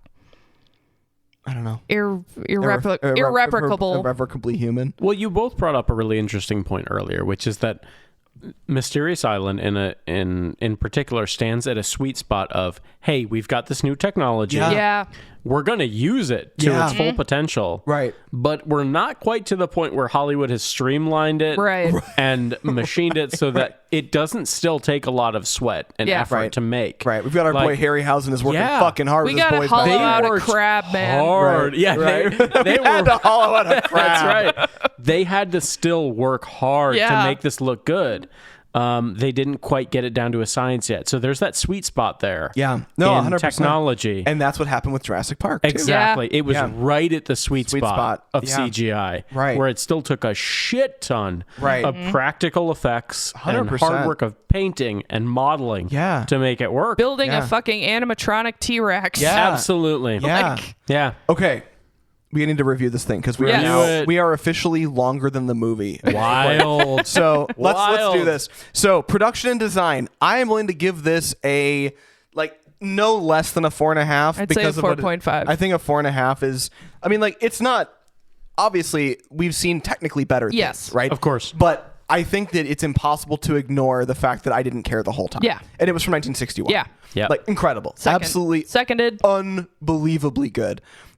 Story is probably for me the weakest point from specifically the script. Yeah. I don't think there's anything wrong with the Jules Verne source material, but the script wasn't super strong, especially in dialogue. Yeah. So I would say maybe a 4 or 3.5. I'd say a 3.5. Okay. Yeah, this is a vehicle for the visual effects. 100%. In large part. Yeah, this movie is more.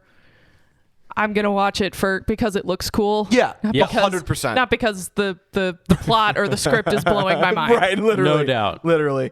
Performances. This is an interesting one. I don't actually have. This could be a toss-up for me. I think that overall, the actors did pretty well with what they had for source material. I don't think anyone did a bad job, but it was cheesy. Yeah. So it's gonna act cheesy. Again, it's the like how did they do with the script that they had? Yeah, like we've run into this a lot Yeah. in the podcast where we're like, do we want to penalize the actors for the cheesy Yeah. material? Like, what are we doing there? I'd say like a 4. I could say a 4. What do you think? Oh, I think that's perfectly fun. Okay. Are you including the chicken and the the Nautilus, the chicken and the Nautilus and the like all the giant crab animatronic. and the bee? No, those are all under Harryhausen. That's all Yeah. under performance Yes, production yes. design. Cultural impact. This is also interesting. This is I think that we have to say, because of that crazy list of directors, Yeah.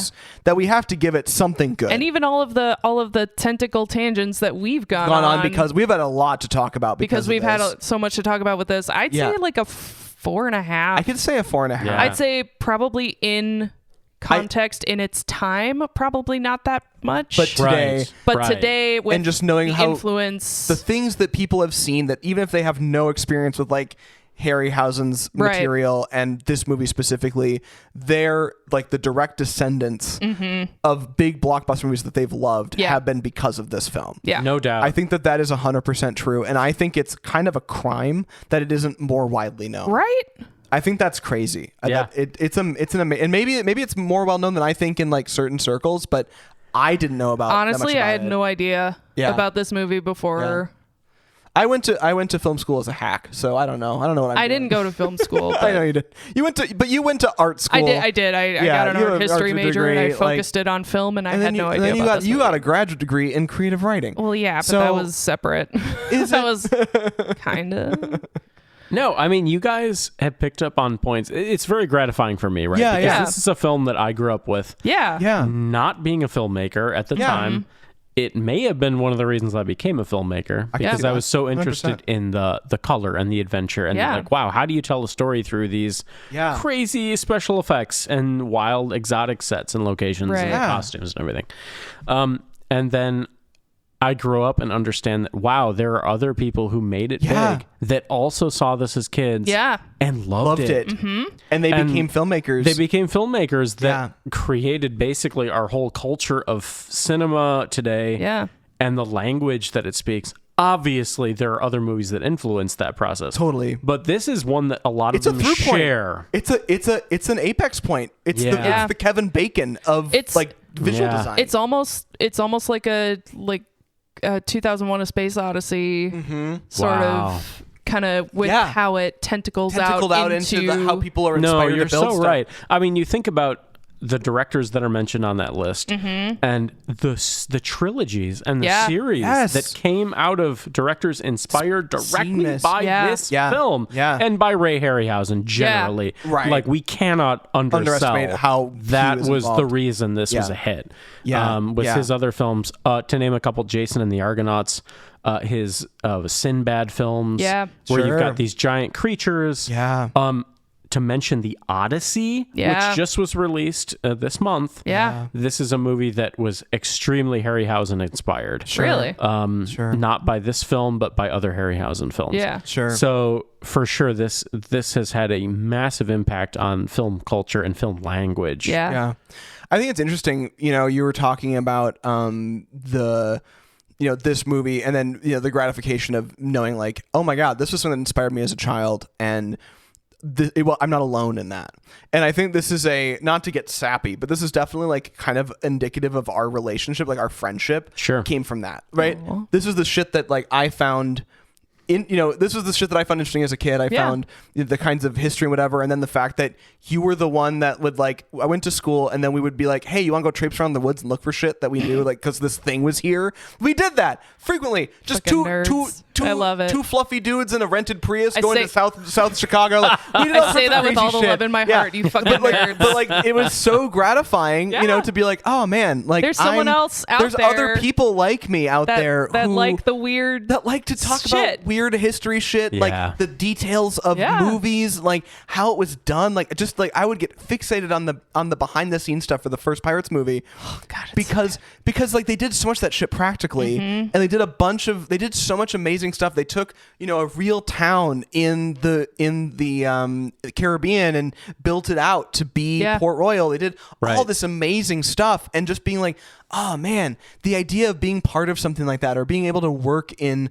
a team where everyone sees that vision and understanding that they're going to the history and understanding that, like, that's what makes me excited about filmmaking. It makes me excited about theater. It makes me excited about history. It's like pulling all this shit together and being collaborative. Like, that is what this movie is such a core thing for. And that's what these characters are going through. Yeah. These are people that have to collaborate. Yeah. In order to save their lives. That's a great callback. Yeah, 100%. And it's a great metaphor for filmmaking in general. Yeah. And and they're all different with different backgrounds. Mm-hmm. Exactly. There are people from radically different ages, backgrounds. different backgrounds, different Absolutely. social status. Yeah, and so it's nice for me to it makes me feel very fulfilled to share this, first of all. So thank you guys for including Absolutely. Well, thank you for being here and for bringing this movie to our attention, because I'm never going to forget it. Yeah, 100%. No, 100%. and to know that, like, there are people that made this film that are still alive. Yeah. And that I got a chance to talk to some of these people and tell them, hey, this meant a lot to me. Yeah. And they're like, oh, you mean that, like, 2 weeks I spent in the Mediterranean, like 6 years poking ago? the sky with my spear and rolling around in the sand. And me trying to convince them, like, hey, no, that actually meant... Yeah, what you did had a huge impact on not just my life, but, like, culture. Yeah. Like the language of film. Yeah. And I don't think that Michael Craig quite believed me.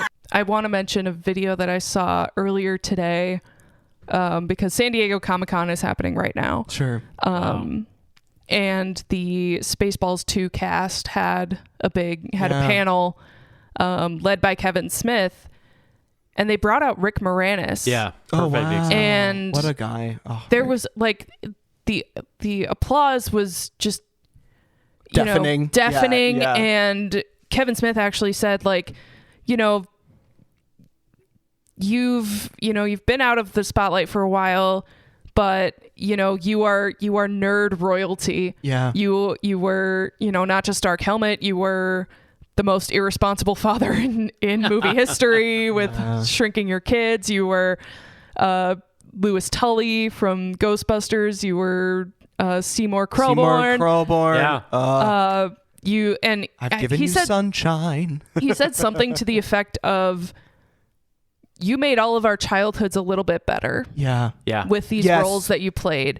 Kevin Smith. What a spokesman for... I know. And I almost started crying, and I'm like kind of tearing up right now, because it's so true. It's like, not even just Rick Moranis, but, like, there are things that you might be involved in, or a small part of that make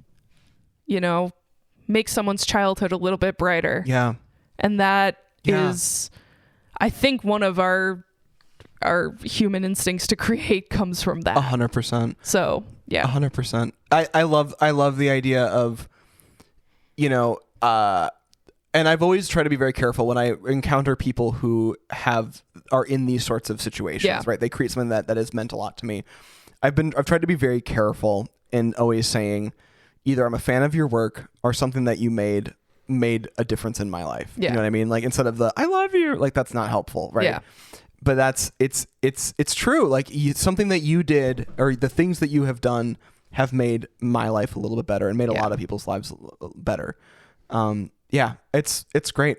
Yeah. It's awesome. Again, you're talking about that blood, sweat, and tears amount of time that was put into a certain project that means a lot to you. Yeah. Mm-hmm. And that's an amazing thing. And people that do try to delve deep into how films are made are people that, in my mind, are trying to almost verify that fact. It's like, if you're somebody that collects props or something from a movie, it's because there's a tangible thing that made you feel an emotion. Mm-hmm. You feel things, and like, you're connected Adam Savage to it. has this crazy collection of things from, like, Jaws. Exactly. And, like, And I'm sure if he was on the podcast, we're sure should definitely Adam Savage, come on our podcast. Adam Savage, please come on our podcast. Talk about prop making and cosplay and all the cool nerdy shit that you're into. I'm sure that he would agree that part of it is that you feel something. You watch a piece of media. You feel something, and then you want to verify that that's a physically real thing. Yeah. And it almost like It's a funny. it Yeah, validates you're absolutely right. your emotion. Yeah, absolutely. And for me, a film like Mysterious Island does that. Yeah. And so for me, as a kid, going out of my way to like write letters. Yeah. Or send DMs. You're trying to find that connection. You're trying to reach out and connect to something because it made you feel something, and you want to validate that. Yeah. And this is one of those movies for me, like many others, like Jurassic Park. Yeah. And many other movies that are somehow inextricably linked to each other, Yeah. as it turns out. Yeah. You want to validate those feelings. Yeah. And it's really special to be able to do that. And so again, thank you guys for sharing this movie with me. This is, I think, my favorite part of the podcast for me. Like, I love that we get to sit and watch movies together. Yeah. I think it's a great thing, but there is something really fun about us being able to have a person new who experience. feels strongly about something, and then we get to experience it and get our thoughts out and understand how it means something to a friend of ours. Yeah. Like, that is really incredibly powerful to me. And yeah, it's cool. And seeing and learning a lot about people through the movies they love is such an interesting way to get a biography of somebody. It's it's one of the most powerful things about this podcast. I know I've said it on the podcast before, but it is truly one of the things that I know that I really always look forward to is when people can come on and say why they loved or didn't love. I've also had some really interesting and powerful podcast episodes with friends where they didn't love the movie and had strong feelings about it. What's that? What? Yeah. Pulp Fiction. My friend Mike has a lot of feelings about Pulp Fiction, and they were incredibly powerful in influencing how I felt, because you can see, I mean, that's a whole episode. Yeah. Just go listen if you're curious about it. But like, I think that's one of my favorite things about this. But before, so we've been going for a really long time. Woo. And we need to have dinner. So, Jesus Christ. First of all, first things first, this ended up with a 4.1 as its rating out of 5, which is pretty good. Yeah. It shares with two other bedfellows, which are the producers, the 2005 version. Wow. And Hitchhiker's Guide to the Galaxy, the 2005 version. Both 2005. Weird. Interesting. And above that at 4.2 are so many Showgirls at 4.2. Just Showgirls. 4.3 is 4.3. There's a shit ton. There's so many up there. And then 4.0 are Groundhog Day, Jumanji, the original version, and Clueless. There's a weird. This is a crazy. It's a wild collection. If you're on our website, filmschoolslacker.com. If you go to the movie ranking section, they are all listed in rating order, and you can go listen to anything you want. It's fascinating. It's fascinating to see how the people that are with us are influencing it. How I feel about a movie. The biggest thing, and I had a conversation with my barber Matt, who is a huge cinephile, and so we're always talking about his favorite director is Tarantino, which is not surprising. He's a man of a certain age. He's elder millennial. Yeah. He's gonna love Tarantino. Yeah. And I've been, I'm like, here's the deal. I had no exposure to Tarantino until I was in my 30s. Yeah. I didn't watch anything while I was in film school, and so many dudes were like obsessed with Tarantino in film school that I like. The Tarantino dude bros. Yeah, dude bros. Yeah. And so I was like, I didn't really enjoy Pulp Fiction. And he's like, and the thing about Matt, because he's a good dude, he was like, he's like, I don't know how you could get past like the 20 years of everything else that came after it. Yeah. He's It's like, I don't very know, of a time. yeah, he's like, I don't know how you could get, he's like, I can't impart to you how it felt in the theater in 1993 or whatever it was that came out. Sure. He's like, I can't impart that to you. He's like, it was so incredible at the time. He's like, I don't know how you could ever get past that. Yeah. He's like, he's like, he'd never thought about that. Yeah. And the fact that he like immediately jumped to it and was like, yeah, no, you're right. I don't know how you do it. Ugh. Yeah. And we've talked about this. 100%. I love Tarantino. Yeah. Pulp Fiction is my least favorite Tarantino film. Yeah. What's your most favorite? Once Upon a Time in Hollywood. Interesting. Yeah. Okay. I haven't seen that one. It's on the list. It's on the list. Yeah. I do like Inglourious Bastards. Oh, it's great. It's such a fun movie. I'm excited. But we should probably wrap this up. Oh my God, we should. Holy shit. We should eat something. We've been drinking whiskey, and we still want to do other stuff tonight. Yeah. Okay. So, thank you all so much for listening. Mitch, thank you so much for joining you us so always. much. Thank you for having me. You're a delight. Always such a delightful You're always time. welcome whenever you want. Whenever you're in. I know you've got a huge list of stuff in the backlog, so we'll always have more stuff for you to come do. So, fun stuff. Excellent. Well, with all of that being said, thank you so much for listening, everyone, to Film School Slacker. I'm Ian. I'm Megan. I'm Mitch. And we will talk to you next time. Bye, everyone. Bye. Thank you for listening to Film School Slacker. Our graphic design is by Mitch Ransdell. Music by Ariel Shalom and Ziv Moran. Voiceover audio provided by Mike D and Janet Paoni. Learn more at filmschoolslacker.com.